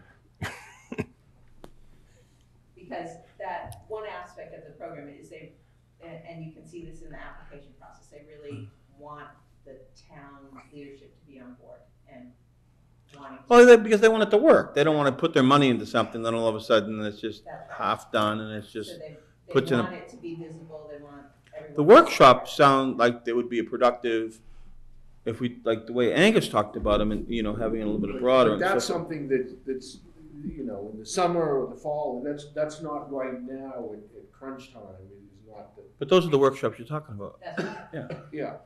So in terms of that 140-hour estimate, the majority of that was the town staff participating in the workshop and the interviews. So if you have 5 people, it's 8 hours, there's your 40 people. If you have 10, no.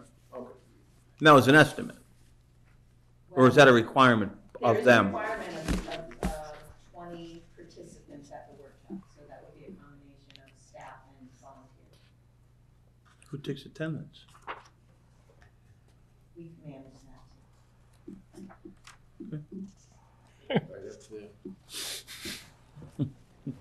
Big brother. Okay, so What are you looking for from us? It sounds like you have support. Let's decide. Yeah. Well, I see there might be some extra work, and I can hear Angus, but we've sent this committee back. I think they've done their homework, and they've gotten volunteers, and they're willing to do this. So if this is the first time we've really done this, so I think we need to, generally we just say yes to things, and we don't even realize what the implications are going to be on the staff and stuff like that going forward. So I think out of good faith, I think I would support it, and hopefully it will all go the way we want it to go. And if not, we'll learn from it and maybe make some adjustments along the way to make it better. Or to Archie's point, if we get halfway through. Well, I was moving to his thing. Yeah.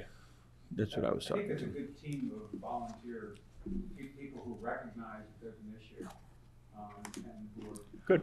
Well, That's good. if they don't recognize it now, they're probably not gonna recognize it. They had their head in the sand.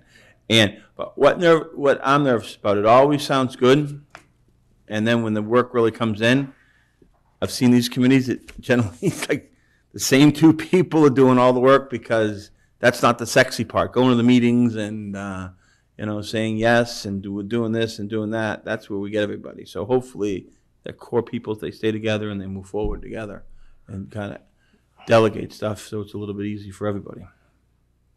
So what's the motion need to be?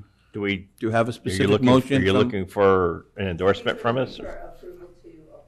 It's basically analogous to the need for the board approval for a grant Yep. application. Is there a I can. So, particular grant that it's called? yeah, I move to approve giving the authority, the EO Energy Advisory Committee to approve, to apply to the Municipal Vulnerability Preparedness Program application. Grant. Well, I think it's an application, but whatever. Second. Been moved and seconded.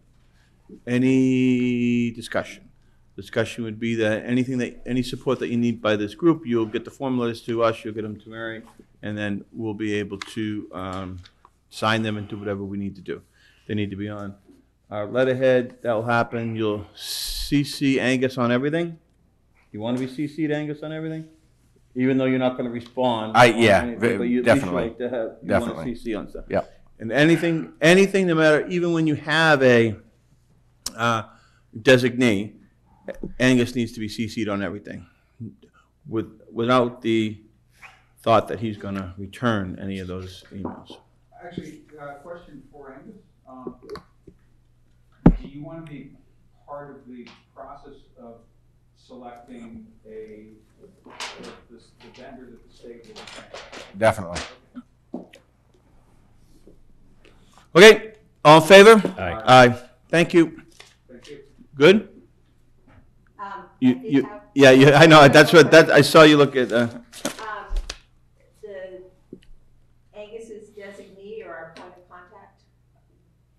We're gonna have to get back to you. You're asking who, you're asking. When do who- you need that You're by? asking who that is? Do we, You're asking who that would be? or what's the process, or when might we know that? when do you need to? Yeah, know? when do you That need would it? probably be the easiest question. We're thinking through some things, so. But I thought you sent the application and that would be done, and then if you're awarded it, that's when you're gonna need somebody. You might not, and that was just my own, maybe I'm being naive or whatever. I don't think we need to identify that for the application, but Oh, okay. Well, you can just put down if, we do need to identify Alyssa's role, and she needs to submit her information. yeah, I saw that. Pretty, impressive. What, if you need to, would just put, at this point, put down, a selectman's assistant, or something like that for now, and then, and you can put all stuff. To be determined, it's, I mean, yeah, if you need to. If they need to do it, I'm Yeah. saying. Because we'd want, no matter what you would do, you want to CC Angus, and you want to CC our office. Do you know what I mean? Anyway, so we would get, should start a file, right?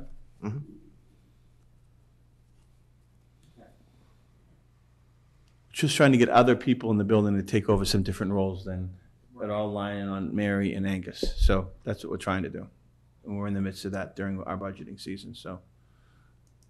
We're not trying to be coy, or we're not trying to be secretive, or we're not trying to be anything. It's a new load that hasn't been defined yet, and you don't know who's gonna do it, so. Mm-hmm. And I would just add that I don't think if we find person A and person A Changes. not who you want, I'm sure that through the process you can adjust, and I also really like the backup person idea, so. Mm-hmm. Okay, thank you. Thank you. Review of dates and format for the public informational forums regarding the middle school, high school project. What's up? Start that. You want to start that? Yeah, I'd like to start that. Okay. Joe? Angus, so we have a meeting next week on March 11th that's primarily with the Council on Aging group, or with that. That's right. In that. Yep. Well, we don't have a meeting. It's 9 a.m. It was held. It's a We Are Pentucket. There is a meeting. Yeah, okay, Yep. yeah. I just don't want people thinking it's a selectmen's meeting. Yeah. So, can we get this chart that we had put together updated? Because I think it's important for West Newbury residents to know the real West Newbury impact. And we've been kind of holding that just right here. So as we begin to have West Newbury meetings, we should share this, because the number that's out there from the school district is the proportionately allocated amount, which is a lot higher than this, so that our residents know. Right, and I was wondering what the other board members think about, should we anticipate the monies that would be put aside at this town meeting in that, or not? What's your question? In other words, we're planning on putting, the 300 or whatever it is, amount from, borrowing into our school stabilization account. Should we, so that we can give people a number, do we want to include what we plan on putting in there? Oh, to say what that number is? Or, yeah. Well, I think, just as a suggestion, I mean, this is the kind of the picture page to share with people, but the backup of that is that the 319 or whatever it is going to increase to 6 something, I think, in 4 or 5 years from now. 684. Yeah, That's the number if in it's my voted head. on. If town meeting continues to approve it, yes. Yeah, I want to talk about that tonight in the But warrant. let's answer just this year's. Should we, you can't count your chickens until they're, we don't know that. Well, yeah. The meetings will agree to that. This has all those caveats on that. Oh, okay. It says that, if approved, yes. Yes. Yeah, okay. Yep. So, okay, so that was one thing. Okay, And factoring in that money is, one thing we always neglect is with a lot of our stabilization accounts, is that they are earning interest and, yeah, but how much really? Significant? Well, some, I don't know. Is that getting too? It's some. Lost in the- It's some. That should be the gravy, not the. Right, yeah, I wouldn't really count it. Because enrollment could go up and down, Well- interest rates could. well, we project our investment income. That's one of our revenue streams that we build into our budgeting. So I'm not sure, as you say that, I'm not sure if that's If it's allocated to that. already right. Yep. accounted for, or if that's, Elsewhere. No, but the interests say that the school stabilization account accrues would stay with that account. yes. So why wouldn't that affect the amount of money spent by that account?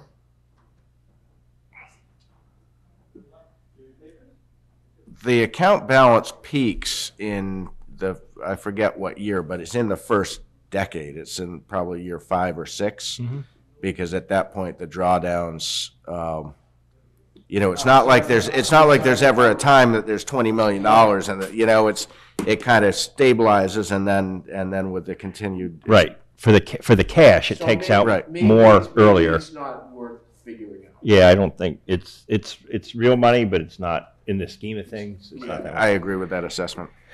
So getting back to the forum, that we did with the town manager, I think worked really well. We were able to answer residents' questions. Number of people changed their mind from "I'm not really liking this" to "yes." The form with the concept of having a town manager, so Ye- that people yes. go, yes. Yes. We said we wanted to use a similar format, but we also wanted to invite Justin, obviously, because he's got the knowledge base. So I just think that forum worked well. It was a brief presentation, and primarily the time was questions and answers, answering residents' questions. So Nice and informal. yes, very informal. I would take, Justin's PowerPoint, maybe add that to the end of it. So, I think the question before us, one of the questions is what the forum should be. So that would be my suggestion on what the forum should be. I would actually like to see what happens on this Monday. Maybe take a little information from that too. Mhm. Have the basis of our form, like what you just said, but maybe see. Yeah, if we learn anything from it, like Yeah, there's, something that might come up that we want to be able to talk to people about and address some matters that some real concerns from Something that people. we hadn't thought about. Yeah. right, if they have questions on something specific that yes, yep, absolutely. So I guess one of the questions is, did the three of us all want to be there at these or not, or what? Because Angus has proposed several dates. Well, it has to be the 9th, the 16th, or the 30th, it looks like for Justin.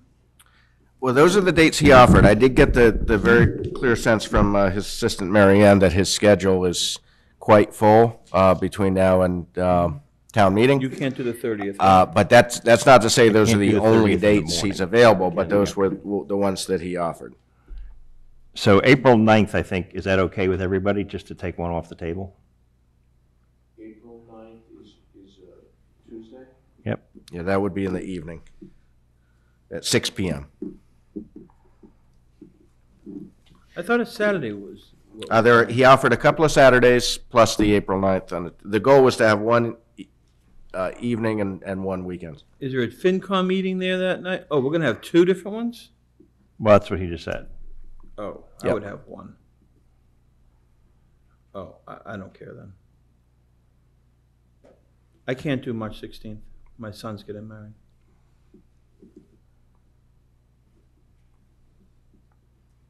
I can do any of them except for the 30th in the morning. What does that mean? I can't do the morning of March 30th. So it can start at 12? Yes. Or can it start at 1? Yeah, either one. I like the 30th. It's a little further out. It gives us more time to prepare. 30th of April or March? Of March. Well, then how do you feel about like a 1 o'clock start time? I feel fine about it. That's perfect. It's really a matter of You really want to when have can two? we get attendance? I mean, that's what. You think we should have 2? Who's suggesting 2? That's been on the table right along with, I think, the idea that some people can't do evenings, some people can't do weekends, so having two It's a mix was of, trying to this allow is more maximum of a participation. a mix of residents where we've got like Mhm. school-age parents Yeah, yeah, and older people. What's on that Tuesday the 9th? Is there a FinCom meeting? Is there other meetings that night? Yeah, that's fine. I believe there's a school committee meeting that night. And he said, okay? That was a date he offered. I may have my dates wrong on that. Seems he wouldn't. Yeah, No. it's on my calendar. That may be an auto repeat that I haven't updated for the school committee, so, yeah. Do you know when they have a meeting, Jen? March. April. The question is, do they have a meeting April 9th? Oh, in April? April 9th. What's the, What's is it the like normal first and cadence? Third, or is it every other, or what's? First and third usually. Okay, so that's, yeah. Oh, it's a different. So that's wrong in my calendar. Sorry about that. Okay, so how about if we do it on the 9th and then do it March 30th, Saturday at 1 o'clock? I think that sounds great to me. Can you make Tuesday at 6? If I'm late, no one will miss me. Of course they will. Oh, No, it's okay. Do it. So when you come in? What's that? Then you can come in after? Whatever, yeah. Okay, let's do it. okay, good. But if we're gonna do it, the only way to do it right is we get this out to every single person on our website, on our social media. We talk to the We of Pawtucket people, we talk to the Council on Aging, we talk to ask the library to put it up on their blackboard or whatever they have board over there. Every single thing we Okay, talk. we have a new electronic sign that is color at night. We could put it on there. Oh, we do? We'll do, yeah, we'd envisioned kind of a poster, something that grabs people's attention, and get that posted all around We town. can call the poster "We're West Newbury." No, I kidding. Okay. Hey, one more question on this. When are we going to have the MSBA vote relative to when we have to post the warrant? Does anyone know that? Yeah, I have that. You have it. Huh? Yeah, it's like tight. That's why I'm asking. No, I can get it that date. It's on a picture that we took, right? You have that, right, Angus, from our last building meeting? They submit, I think it's a 20.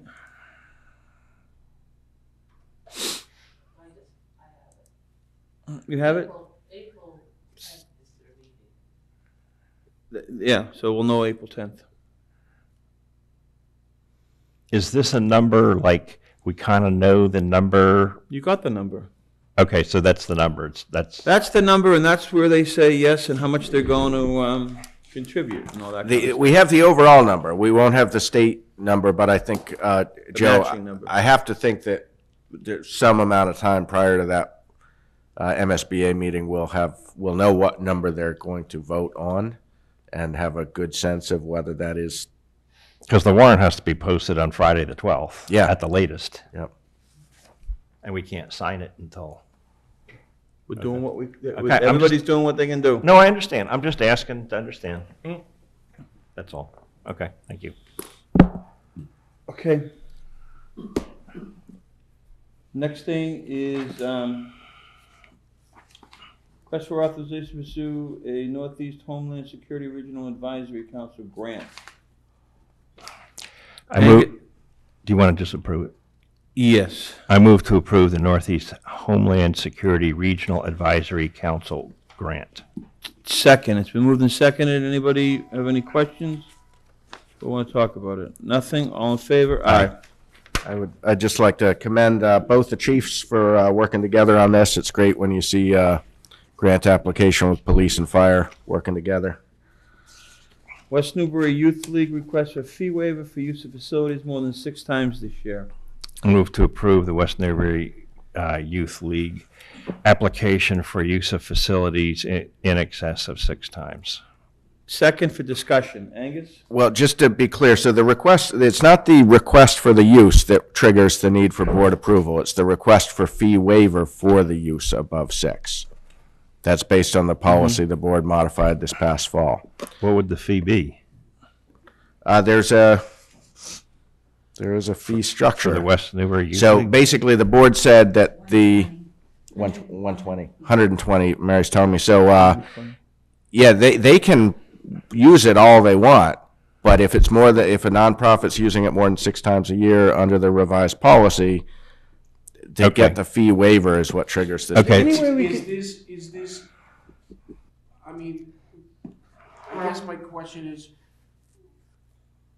if we keep saying yes to, I'm just playing devil's advocate, we keep saying yes to, okay, everyone can use more space here, we can use more space there, but at the same token, we keep getting more requests for more space, we can't, it's not infinite. Well, these are people that are going to use it all. The only reason why they're here is because they've always got the fee waived. They've always got it in the waive. It's not an increase.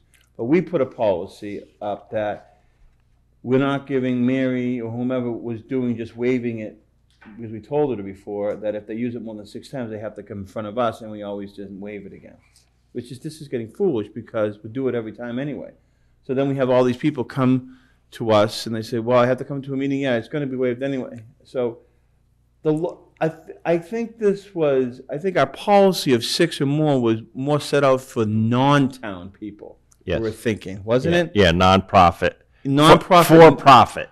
But no, for-profit and for non-profit people that were abusing it from other towns and stuff like that. Not the youth people, not the Boy Scouts. Right. Not the chess club. These are all local people. I agree. So I amend my motion to include fee waived.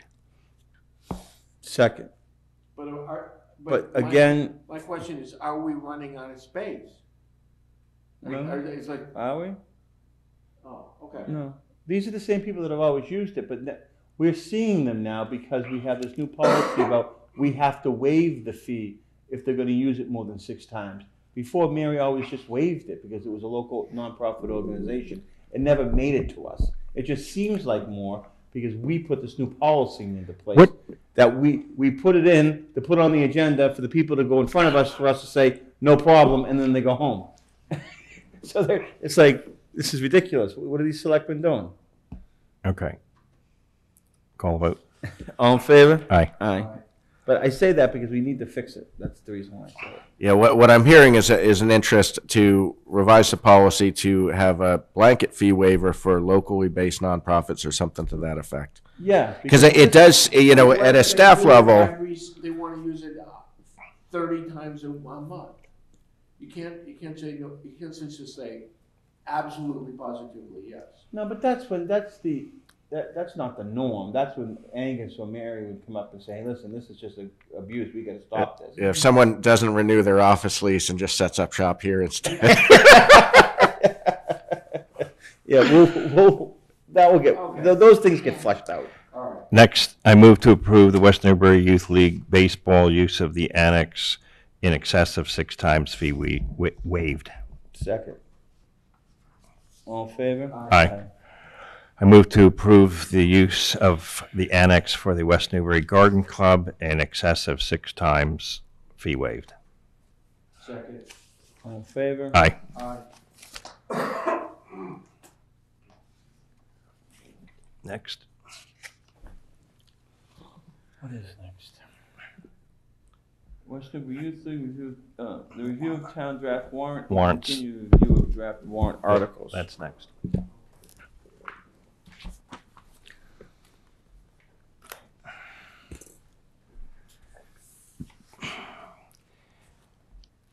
So if we can take them one at a time, Angus, has there been any, has the finance committee started to review the articles, or are they just looking at the budget? Or They are reviewing articles at the same time that the sponsors are before them, with the exception of the 4 proposed stabilization expenditures. Yeah. They're holding off on those until the Capital Improvement Committee makes its report. It should be Wednesday. Yeah, which should be this Wednesday. So for instance, when Mike was there last week with the town council budget, they made a vote to recommend his proposed expenditure on the voting machines, and they voted on the planning board articles and on the DPW, say, trench articles and those kinds of things.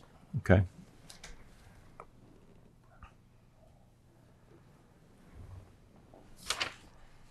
So you want to take these, you want to talk about these?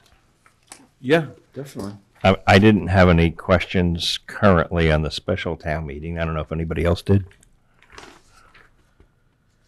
I have to get my, I think there had been, one of you, I think, had flagged the SRO budget revision. I did. Okay. I think that was the auditors. Well, the auditors, yeah, but. Where the hell am I? I don't have any questions about the special.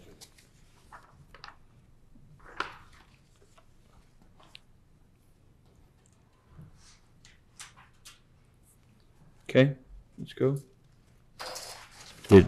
I think Angus is going to explain that. Angus, do you have a question? On the SRO? Glenn had a question on Okay, that. yeah, sure. So the town pays the full amount of the SRO. The town is reimbursed a portion of that out of the Pentucket budget. But the treasurer can't sign off on expenditures that exceed the appropriated amount for that purpose. So in order to expend the full amount, we need to appropriate the full amount, and then we budget the revenue on the back end. So the net cost to the taxpayer is the same. It presents differently. It presents as a bigger expense number, but it's just budgeting the full expense and budgeting the revenue. So it's, So what's gonna happen this year then, if you can't do that? well, in the proposed FY20 budget, I've carried the full cost. The 20, but Yeah. I mean, this year. That's where, the auditor has recommended that in the current FY19 that we revise that expense line. If we don't do that, they will make, in my experience, because we had the absolutely identical situation in Hamden, identical, and they'd been doing it that way, and we did it differently. The auditor will make the adjustment after the fact, but it would show that we had expended more than was authorized, which is a problem.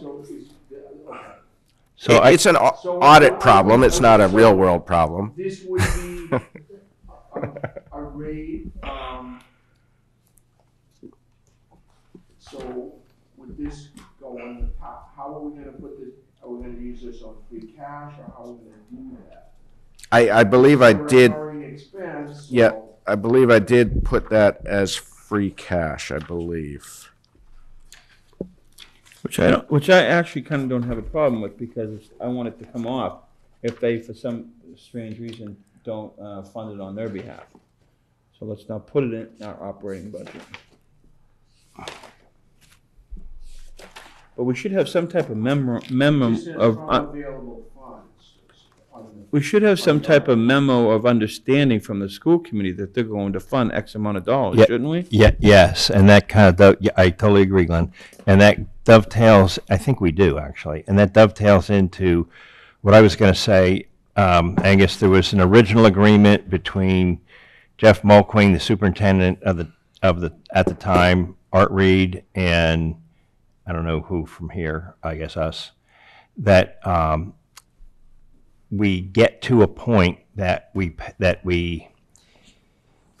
if he works 180 days there and that's 80% of the days worked, that Pentucket pays 80% of his salary, and we were paying more than our 20%. You'd follow what I'm saying? Yep. So I don't know where that is today. I'm presuming we have not been made whole yet. Have you had a discussion with Justin about that, or no? No, I've talked with Greg LeBrecq, the business manager. Oh, okay. A couple of times in terms of the stability of the funding going forward, but this is the first I'm hearing. Was this a written agreement between Mulqueen and Reed? The memo of understanding, yes. Yeah. Yes, it was. Okay, I'm going to need to, is that something you have, Mary? Okay, yeah, I'm going to need to find that, because I wasn't aware of that. That's true. It can't have been that long ago. You're going to miss me. What? It must have been in the last 3 years. Yeah. I might have it. I can look. And so that was to work toward them Yeah, I don't know. 80%? Yeah, that was the agreement. I don't know how specific it was stated. Yeah, in because the amount of revenue we're budgeting is not anywhere near 80% of the. No, those aren't the numbers. I was just giving Okay. examples. Okay. It's the number of days Yeah. that an officer would work in a year. Well, they have 162 days school days. School days divided by the number of officer days would be the Pentucket share. Okay. Because then the presumption would be on days that there is no school or in the summer, they would be doing work for the town. All right, I'll get with Mary tomorrow to find that, or if you find it, send it along, and I'll talk to Greg LeBrecq again tomorrow to Okay, good. make him aware of that. Okay, let's go on to the annual. Annual. My first question is in Article 9. I do want to just note, these numbers are reflected in Article 6, but as I think I notified the board last week by email, we did get some modest reductions from the original approved budget or proposed budget on both health insurance and retirement. Good. And so those numbers are reflected in what you see in front of you for Article 6 for the water department and their share. Okay, good. What's your question on 9, Joe? So towards the end, I think it's like the third line up from the bottom, it says, to determine whether the approval of such borrowing will be contingent upon a vote of the town. And here's my question. To exempt its allocable share of the debt service. Does that lock us into our allocable share of the debt service? Because we don't necessarily want to raise taxes by what they're saying our allocable share is. Because that's how I interpret this. Well, you want to look at it? No, I've looked at it, which, when you have a debt. That's not on. Seems like that one might have a battery issue. Here. They were all working. They were all working. Batteries die. Well, that's not on either. Yeah, press the button underneath. No, that's it. Yeah. There we go. So Joe, I mean, the allocable share is essentially something that would change, for year to year based upon the student population. Mm-hmm. Because the debt is determined not by the two-step method, but by, I get that. yeah. So, yeah, but it says to vote of the town to exempt its allocable share of the debt service on the borrowing for the project from the tax limitations of Prop 2.5. So I took that as to mean their allocation that changes every year is what we have to have a 2.5 override for. No, it was, once you do the override, basically, is that you exempt the allocable share from the limitations of the levy limit. So that amount of money is then, that you owe every year in a debt, is separate and apart. Okay, let me ask it this way then. Okay, so we West Newbury set what our 2.5 override amount is. It can, what was it? It can It's just, change. it's saying the whole thing could be, but it doesn't mean It has you to be.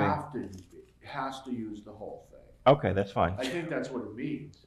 No, it means, what it means is that we would set it apart, meaning when you determine a levy limit, this is any amount that's due under our allocable share, which changes from year to year, would be say, okay, you need to raise and appropriate that.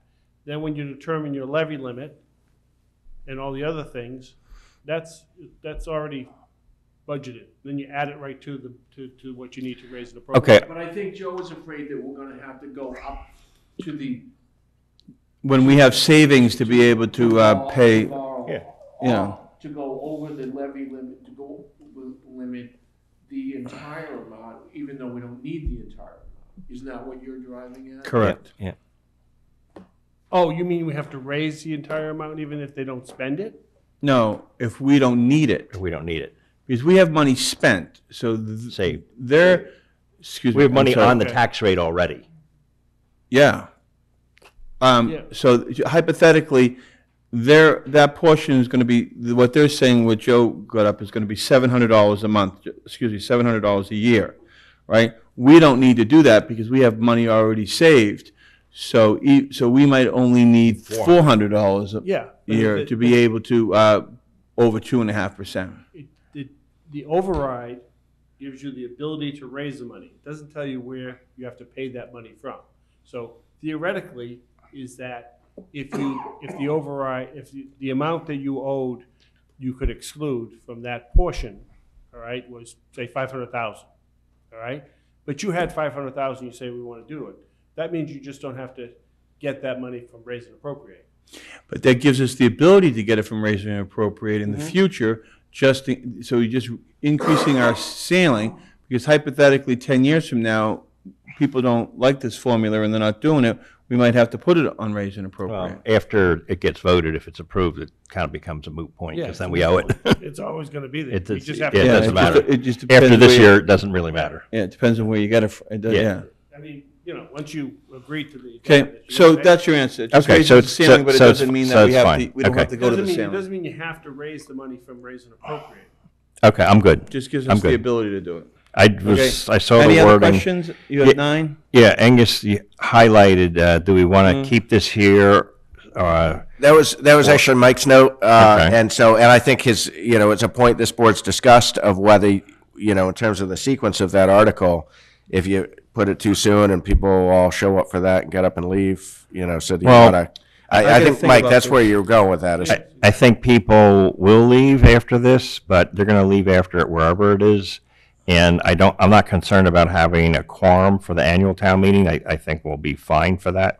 I'd be sensitive to parents with younger children who have babysitters That's that, the question. to have Yep. it sooner. Because I've been asked to make sure it's early because of that. I would be in favor of keeping it right where it is. Why don't we put all the goofy ones at the end? You know what I mean? Like the Oh, septic and all that kind of stuff. Put all that stuff at the end. Anything we can put up that doesn't reach those money thresholds either. Well, and typically, we put citizen petitions last. Typically, that's been the past practice. That's true too. I don't remember that, It's but I it's don't. your warrant, you can put it. No, I don't- that is true, Glenn. We have. I don't remember that, and I don't care. Okay. No, I'm just saying what we've done in the past. So, okay, for tonight, I would just leave it there for tonight. That's my opinion. Any other questions? yeah, one thing, and this is obviously clearly marked draft, but one thing we had talked about is taking the Article 31 on the assessing, on the increase of the senior tax exemption, putting that early on. I don't know what this board's feelings are. Why? Well, because it seems to be something that's intended to help people, and so that's something that, when there's a lot of people there, it's nice to have something that people see that we're trying to. I don't think we're going to have that big of a fall off. Oh, yes. We will, but we're still going to have a lot of people there. Okay. I like, yeah. What other Let's questions? move 31 up. I don't care, so I would defer. I don't If- care If either. you want that, that's fine, because it It doesn't makes matter. everybody feel good about themselves. Let's do it. I would move 15 to the end. I had a question on 16, Angus. So there's a lot of different projects. I read the backup with this. Yep. So my question here, are any of these projects, could they be funded with CPA dollars, particularly library or 1910 building, since they're both historical buildings? The same question came up at Up at our FinCom, and meeting last time. I've encouraged the DPW director to put in a request for eligibility to CPC. I know they're meeting again on March 14th, so I'll look to him to get that done to them this Why use week. tax So, dollars? he's not going to propose that's those gonna for put out funding meeting. this round, Yeah. but just to get eligibility, because if we find that they are eligible, then that may cause this board or FinCom or both to recommend to that those delay be them. taken out. Yeah, I would if they're CPA. You don't think you can get eligibility and funding at the same meeting? Yeah. They could get eligibility. They could, it's just, I thought I might be testing this board's willingness to, because we're gonna talk later this evening about opening for a single placeholder article. Would that impair the DPW's director's ability if it wasn't approved until the fall? Would that? Of course. Well, he's going to say that. But we're not opening the warrant for a new article. We're just trying to find out where the funding's coming from. Right. Okay. That's fine. That's all. We're just trying to change the funding. I see. We're not- So with a we- recommendation of we- CPC, this is Yeah, the substantially article's the there, same and it can article go could through the be thing, moved and to the just as long as CPC everybody's been section. told, hey, we're trying to get So CPC money. if it's eligible for CPC money, then we could potentially reduce the 93,000 amount. That's right. Okay. Yeah. Okay, fine. I wanted to ask, I sent Angus an email about it, but on the Number? number 7. So the additional, we're talking serious dollars here, additional $1.7 million. This is on top of what we've already borrowed. Oh, yeah. Thank you. So, You understand that's for the building and the, yes, I understand that, but here's I'm my- not saying, here's my I question. just want to make sure you understand. The background for coming up with the 1.7 was that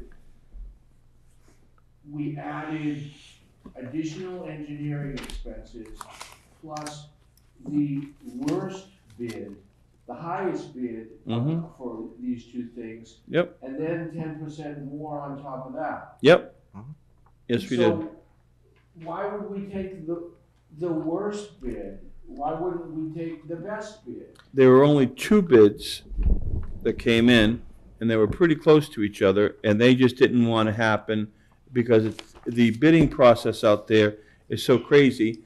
They wanted to take the highest one, and hopefully it will come in lower and not have to come back to the town for any more money and try to get it right this time. Right, that doesn't mean we're going to spend that much. Right, yeah, and so just to be clear, so I think you said 1.7 above it, but it's the 1.7 is what we have, the additional is 1.2. That I'm sorry. yeah, but just, yeah, so the 1.2 figure isn't in Article 8, but it will be added. The approach that the Water Commission is taking, and this was at my suggestion, is to rebid both projects in the near term to get bids back before town meeting to set a number in the warrant that is high enough to account for, potential costs, but to actually get the bids first, which hopefully will be lower, and that will allow us to reduce that number on the floor of town meeting. But that would be based on actual cost, not based on estimates. And the 1.7 is to reauthorize so we can start spending that money on the building. It would allow the use of the existing 1.7 on both projects, that's On right. both projects, so then we can start on the building and get that done and get that well filled up. I still can't understand how a small building came in double the expected amount. I just can't understand it. It's not the cost of steel, that's a minor part of the thing. I just don't understand how they could have been so far off. Well, I think it's. Especially when we're paying a consultant to come up with the figures. We paid someone to give us the advice. I How think that good the was that value, advice? I think the value that they came up with was more than adequate. The problem you have is that you had a lack of bidders, and basically people coming in and saying, well, if you're gonna pay me this price, then I'm willing to do it. I mean, it was just a matter of the bidders who put their money in, thought. The person who gave us the prices for the bids didn't even bid on it, they were too busy. The person. That was for the water tower. The water tower, okay. The person who gave us how much it's gonna cost for the water tower, and how after that, didn't bid on this one, because they were too busy. I guess that's the world out there. And the same thing happened, because they're very specialized, Yeah, I can understand construction. the tank, but the building is just a building. How, I don't know. So, Just surprised. Did we not advertise it enough or what? I don't know. Well, I mean, we did all the advertising out there, but the other problem is it's a small job. So, Yeah. but we might want to, try to advertise The it other, again. my other question is, and I don't know enough about this, but I'm just throwing it out there.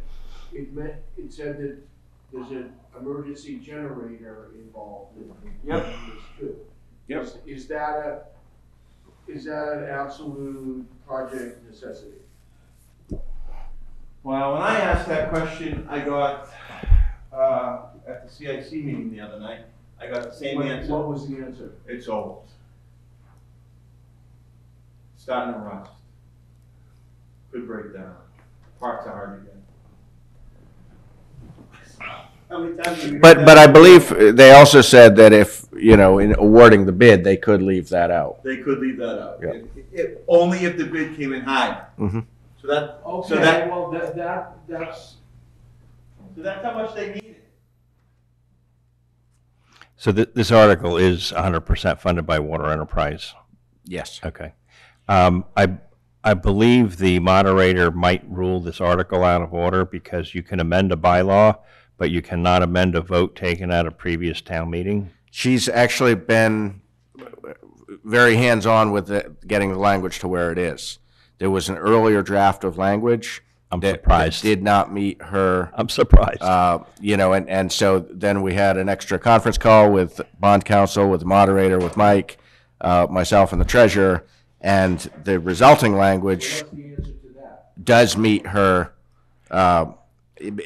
So she's changed her mind, basically. But this, actually, as I'm looking at this, I'm thinking that this is not the latest draft of language that we have, because this says to amend a vote, and you cannot amend a vote. That's what I said. There is a subsequent, That's what I said. subsequent draft of this language, I believe, that says amend the motion. So it appears that didn't make it into the draft. We'll check on that. But we did- yeah. We did go through with the bond counsel and town moderator and treasurer and Angus and I, and everyone is in agreement as to the ability to change basically the outcome of that article. Oh, yeah, you can, absolutely. I'm just quivering with the wording, which apparently this is old wording, so.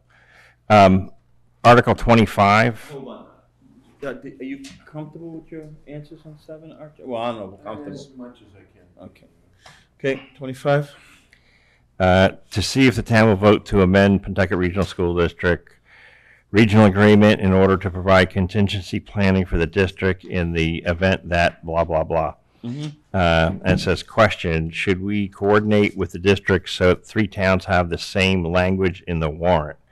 Well, they have to. That's that's my note. It has to be identical. No, I don't know if the warrant necessarily does. The motion. The mo- The motion has to be. Yeah, we have to Okay. vote on But the I think exact that it same. would certainly make a lot of sense. Yes. if Mm-hmm. it was the same. Right. Yeah, we've been corresponding. I've been corresponding with the finance directors in the 2 other towns with that specific outcome in mind. Good. So this is just an they, I think we're at least a few weeks, if not a full month, ahead of where they are in terms of where the warrant closes. So they've kind of consented to. Actually, they would love for us to kind of lead, and then they just take what we do. So that's fine. Yeah, the language that you'll see in the updated draft is going to be much further along than what you see in this one. Okay. All right. I don't have any other warrant questions tonight. I want to get to that funding model at some point. Sure. If tonight's not the night, or we do it, because my question would be on number 13.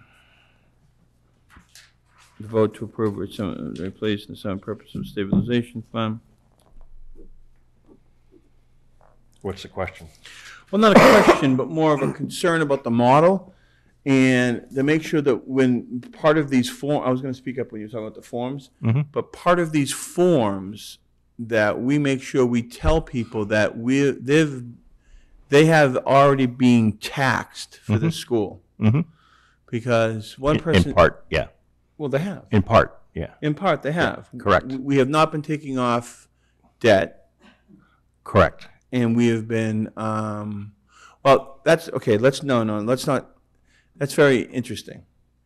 We have been taking off the debt because we have to, by law, take off the debt.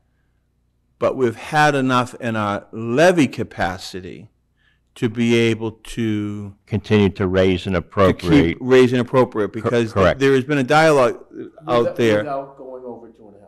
Correct. Well, because we have excess levy capacity. Because we have excess levy capacity.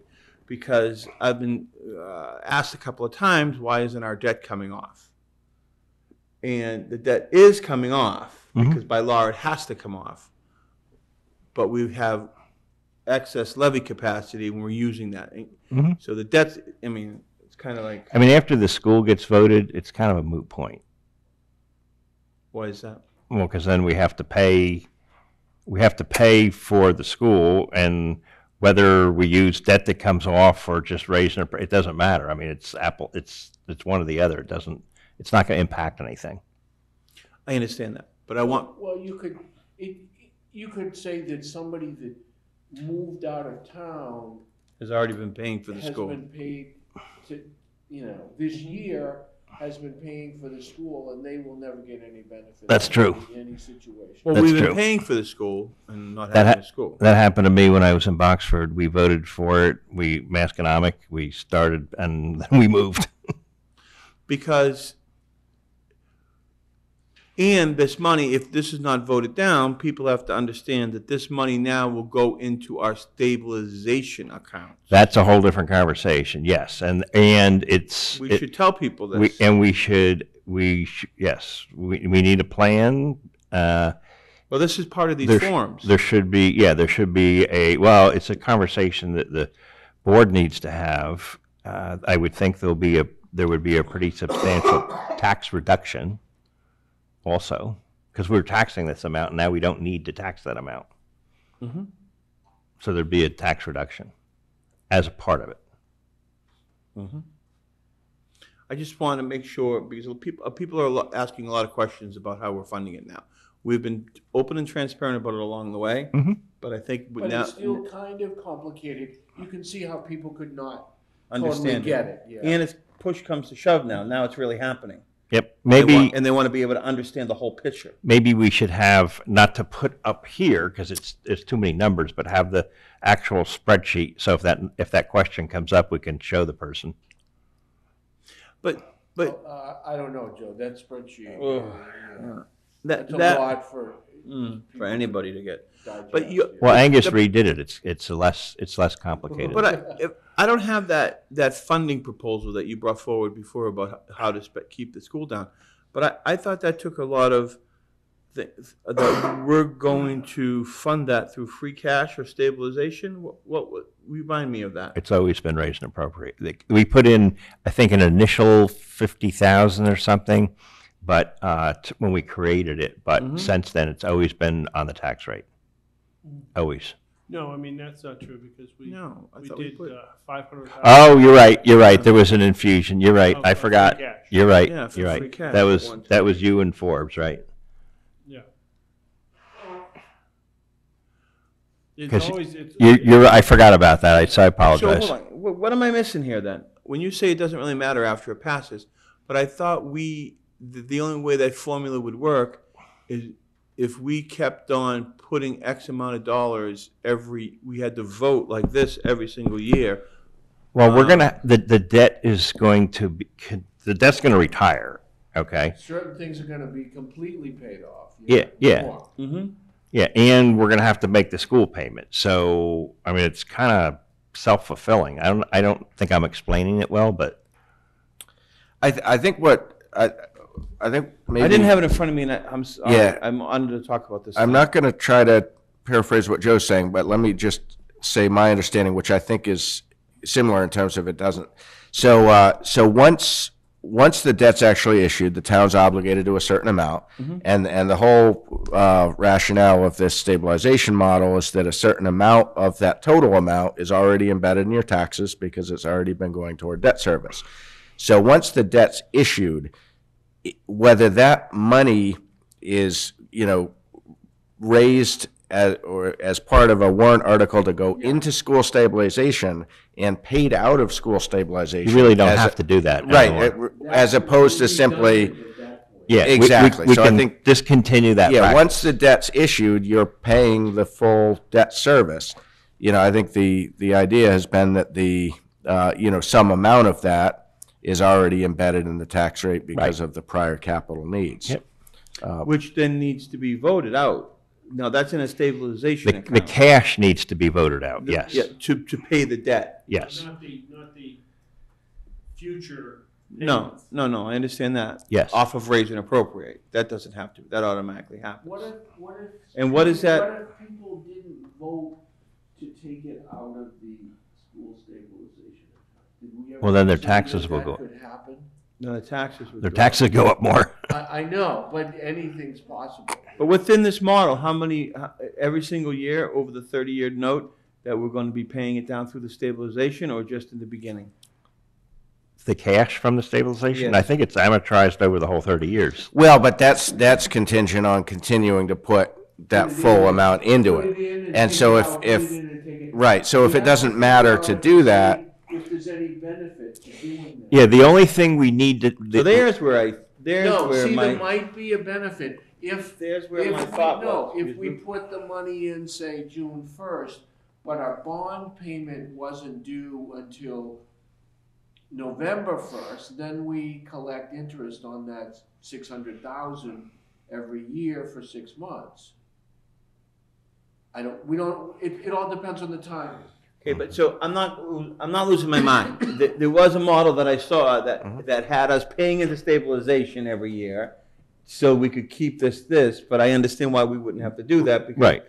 Can we, But we let's might look, want to. when you redo the chart, let's look at the Excel sheet too. Okay, the other question is, remember I wanted to, can we just pay the thing ourselves and not be involved with it? Mhm. But somewhat on that line, okay, we have the money in the school stabilization account. Is there any benefit to us at least paying that lump sum on day one of the borrowing, so our portion of it, so that we're not, Accruing interest, yeah, paying more to the principal in the beginning? yes. I don't think it works. I think that your choice is either to pay it all off or pay, because the amount that you might owe, allocable amount, will change from year to year based upon your school age population. Yeah, but we don't have the money to But pay we it don't all have that off. much money to pay it all off. He's talking about, you know how like Okay, sometimes so- in your so mortgage. Say we've got 2 million in it, I don't know, but by the time, is it worth it to just take little dribs and drabs out of that year by year, or just give the 2 million, right on day one? Do they do, you know how like when you pay your mortgage off, you can pay like, just say your mortgage $1,000, but you give them $1,300 a month. That $300 goes against the principal, and the other thing pays against your principal and your interest. Your interest payments are lower because it's a shorter time frame. Yeah, I don't think you're able to prepay that way. My own Then they don't make my the own money. suggestion is not amortize it over 30 years of a loan, but amortize it over like a 7-year period, so that the idea is that you keep The stabilization money, you mean? stabilization money over and this is just random numbers. A 7-year period. That way, you provide, you lessen the tax impact, over that period of time, Mhm. so that by the time of the 7th year, instead of raising it, say 100, you pay $70 of that. Then the next year you pay 65, and the next day you pay 60. I And get the you. idea is that you're letting the tax rate grow a little bit and using the money you've already gotten to kind of provide tax Push it, relief. yeah. Yeah, I think when we look at actual numbers, that'll help us, and that could be a Can we good. do that next week with the budget? Yep. I would definitely want to have a some of good, that Yeah, information that's fine. for I want the budget on the first thing, Okay. so we have fresh. Yeah, yeah. But that's just my idea. So. If we can put the budget on the first item on the agenda with this thing, so we're fresh. Well, what about if there's people in though? I don't care. I'm not fresh at all. You know what I mean? I do Right. care. I don't mean to sound like that, but. Yeah, Yeah. early. Okay. Well, we could start at 3:00 then. Any other questions? No. Okay, next thing on the agenda. Okay, so to wrap this up, I think all of our questions were answered. And the only thing is the $93,000, and that was a good question, Joe, because that came up at the CIC. And that's actually, I think we have some new people in town. I think we need to pass the word that all funding from now on, that was kind of something that I think I fell through the crack. Everything should look for funding through the CPC, the CPA, when they're looking for projects. Oh, yeah. Because Wayne is new, you know what I mean? So he was. If it's eligible, yeah. Yeah, of course. Open space, recreation, historic preservation, community housing. Yep. Okay, Next. Let's vote to reopen the town meeting warrant. I move to reopen the special town meeting warrant. Second. It's been moved and seconded. For discussion purposes, why are we opening it? To add an article that was presented opportunistically for a conservation restriction for a purchase for Brown Spring Farm. And it was happening because all available information arrived well after the closing of the warrant. No one had pre-knowledge of this. Okay, You know, it's like a week and a half ago. so moved and seconded, all in favor? Aye. Aye. Now, the warrant is reopened. I move to add an article for a $200,000 conservation restriction funded from the Community Preservation Committee contingent upon their. Open space budget, You don't have to designate that. Okay. So contingent upon their approval. Second. It's been moved and seconded. Discussion. So we opened the warrant up again.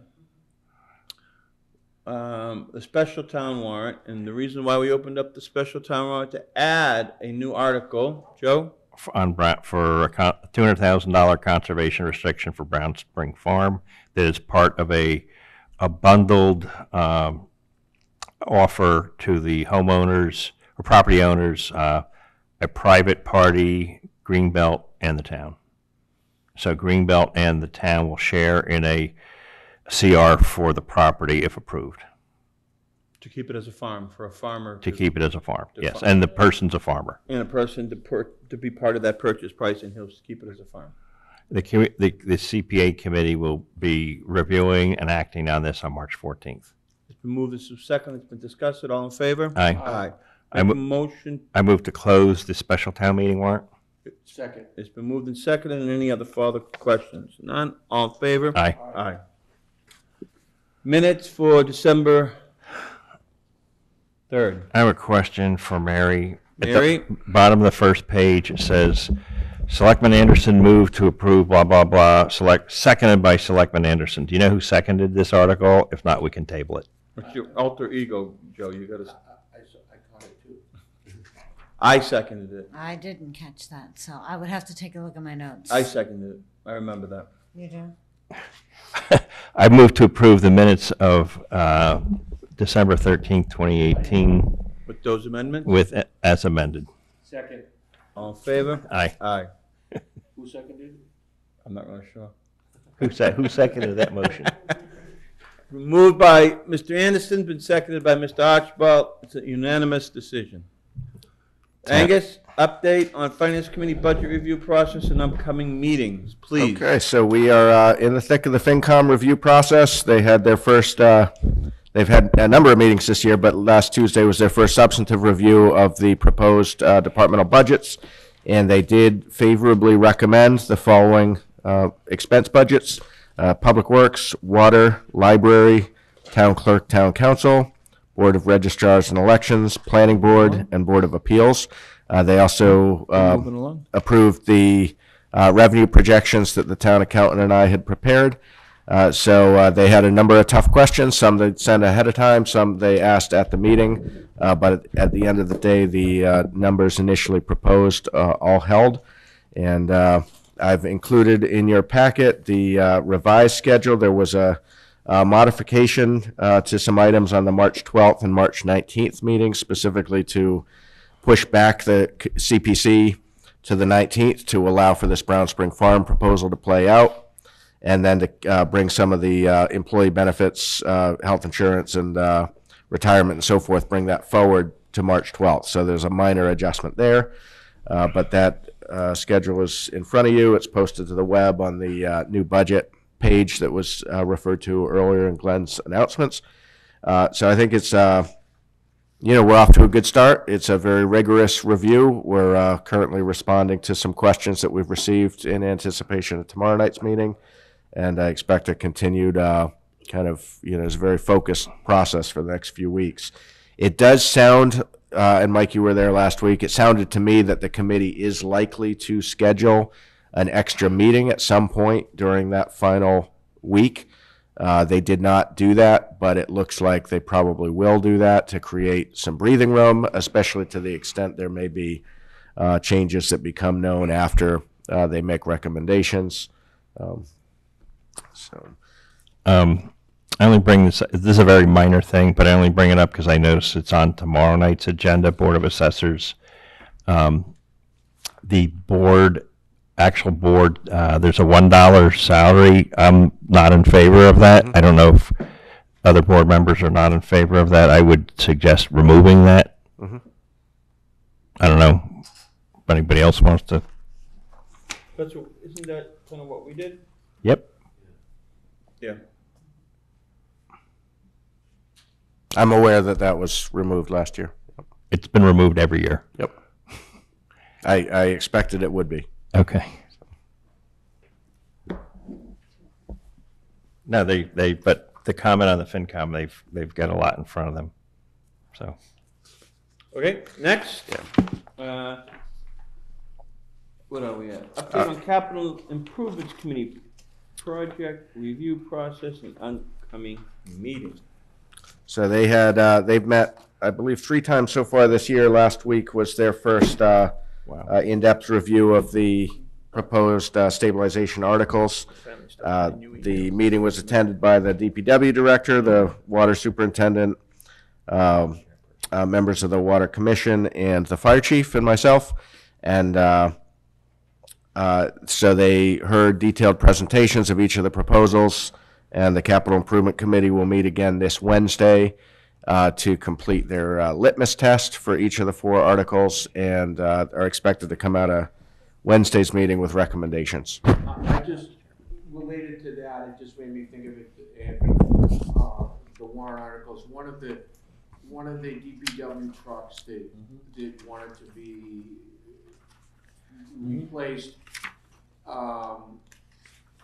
was not recommended for, they wanted to keep it in the fleet, which. Yes, I saw that. Which, I can't speak for the other board members, but our policy has been that if you're getting a new one, you have to get rid of the old one. Yes. Because it defeats the purpose of, well, we don't want it because it might have a lot of, might have a lot of expenses. Well, if you don't have a lot of expenses, why are you keeping it? So, Dispose of existing vehicle. You ready? So. You ready? I'm ready, what? So I said the exact same thing. All 3 of us said the exact same thing. I said, this is creeping. I said, I'm gonna speak for myself, but this is like creeping vehicles. This was brought up and I said, I don't really like it. Wayne gave a pretty good explanation of the reason why he wants to keep it. And he said he'll probably keep this thing for 15 years because he doesn't have a vehicle that he can plow in. So he wants to be able to get out there and plow. That actually sounds like a good reason. Honestly, and he said that this. Did he change your mind? I don't know yet. I don't know if he changed enough people on the CIC's mind. He's actually coming back on Wednesday night. He's the one that I think we only have we have questions with, because he wants to get rid of the other little one, because that's just that little Ford Ranger that only has like 9,000 miles on it. But it's just not functional for it's true. It's the wrong vehicle. He said trade them in, and I made sure that he had the understanding that we have a policy that we dispose of them. It has 30,000. Still not a lot, but it's 11 years old with 30,000 miles. It's 11 years old. Yeah. So he wants to get rid of a different one? It's 2. He wants to replace 2 different ones. Okay. He wants to get rid of the smaller one. Yes, get rid of the smaller one and get a bigger one. and because John is in charge, the guy's in charge of putting the snow blower on there to go around town. He can't even bring around everything gets delivered here. He has to fit everything in his cab. It can't even, it's an outside, functionally it's ridiculous. I would agree with him 100%. The other one is Brian Richards' truck, which they're gonna try to be more functional too for him. It's not going to be an open truck like that. That's also gonna be able to plow, or, I don't know. But it's gonna be more of a cabinet and stuff on the back. He had good answers. I'll make sure Wayne can attend, ideally the 18th meeting, the next meeting of this board, because I think he's best. You wanna have some questions? No, Yeah, that's just all. position to- We don't like to have too many vehicles. No, Especially when people say, well, we don't wanna, the expenses are going up for repairs, but, so why are you keeping it? No, I gave him the police, we had a thing with the police, I gave him an example of, that the board wasn't favorable on how the police did it too. Okay. Okay. Yeah, I don't know if there's any more to that. I'm sorry to cut you off, but we're gonna have our litmus test and stuff like that done, and all that kind of stuff will be done for that meeting. What's a litmus test?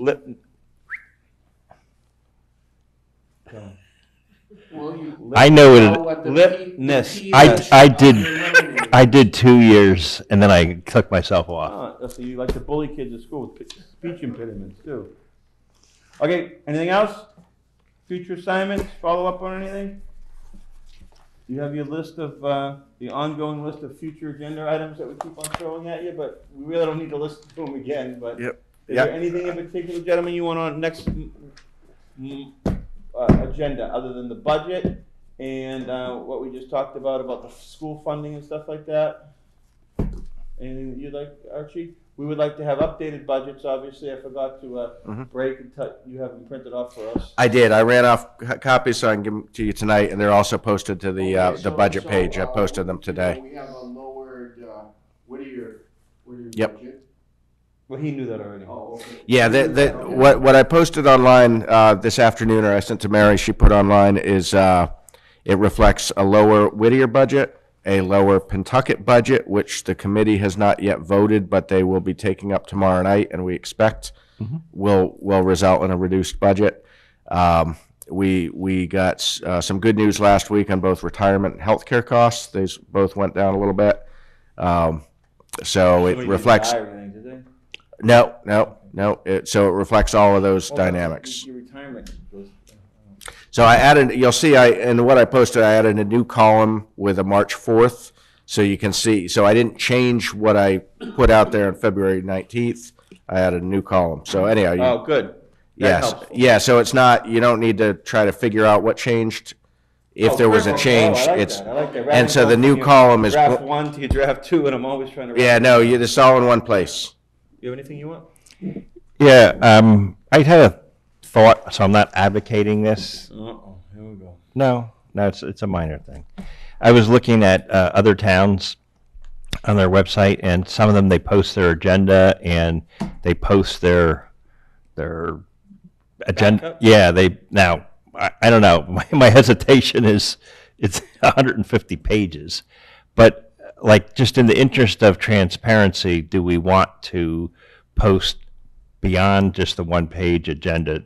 I don't know. It's just a thought, and I'm not, like I said, I'm not advocating for it necessarily, but We had talked about that. Something I noticed. We had talked about that like last year or the year and a half, that we were hoping we were going to get to that point. Well, I think we didn't have a town manager at the I time. know. I'm just saying that you're not the first time that, we've talked about it before. I mean, it's a public. Use up our Space? space, It- does that it- cost us more for the? No. It is a public document. It is in a PDF. I don't know. Personally, I'd be all for it because right now the FinCom has been asking for packets, so I share them to you, I share them to Dropbox. If I just put them on the web, in Hamden, we put them all to the web. Yeah, then they're there. We simply sent out a hyperlink to the packet. And I know in Westford, they put all of their packets on the web. I think, the one thing sometimes, especially board members, elected officials, This is all. might like to have some lead time, so, because, I understand it can put people in a tough spot if you get a call from a constituent, what's this on page 74, and you're like, I was planning to review that Sunday, I haven't read that yet. So some towns may say, we post them to the web the day of the meeting rather than 3 days ahead, but it's certainly something within our capabilities, and Let's do it. It's just self-serving for Joe, because when he doesn't become a selectman, he wants to be able to read something at night. Yeah, right. Okay, do it. Let's do it if you can do it and it's not extra work. Good, unless you want us to get a subcommittee up to do it, get some volunteers. No, perfect. Make a motion to adjourn. Second. All in favor? Aye. Aye. Good meeting. Thank you and good night.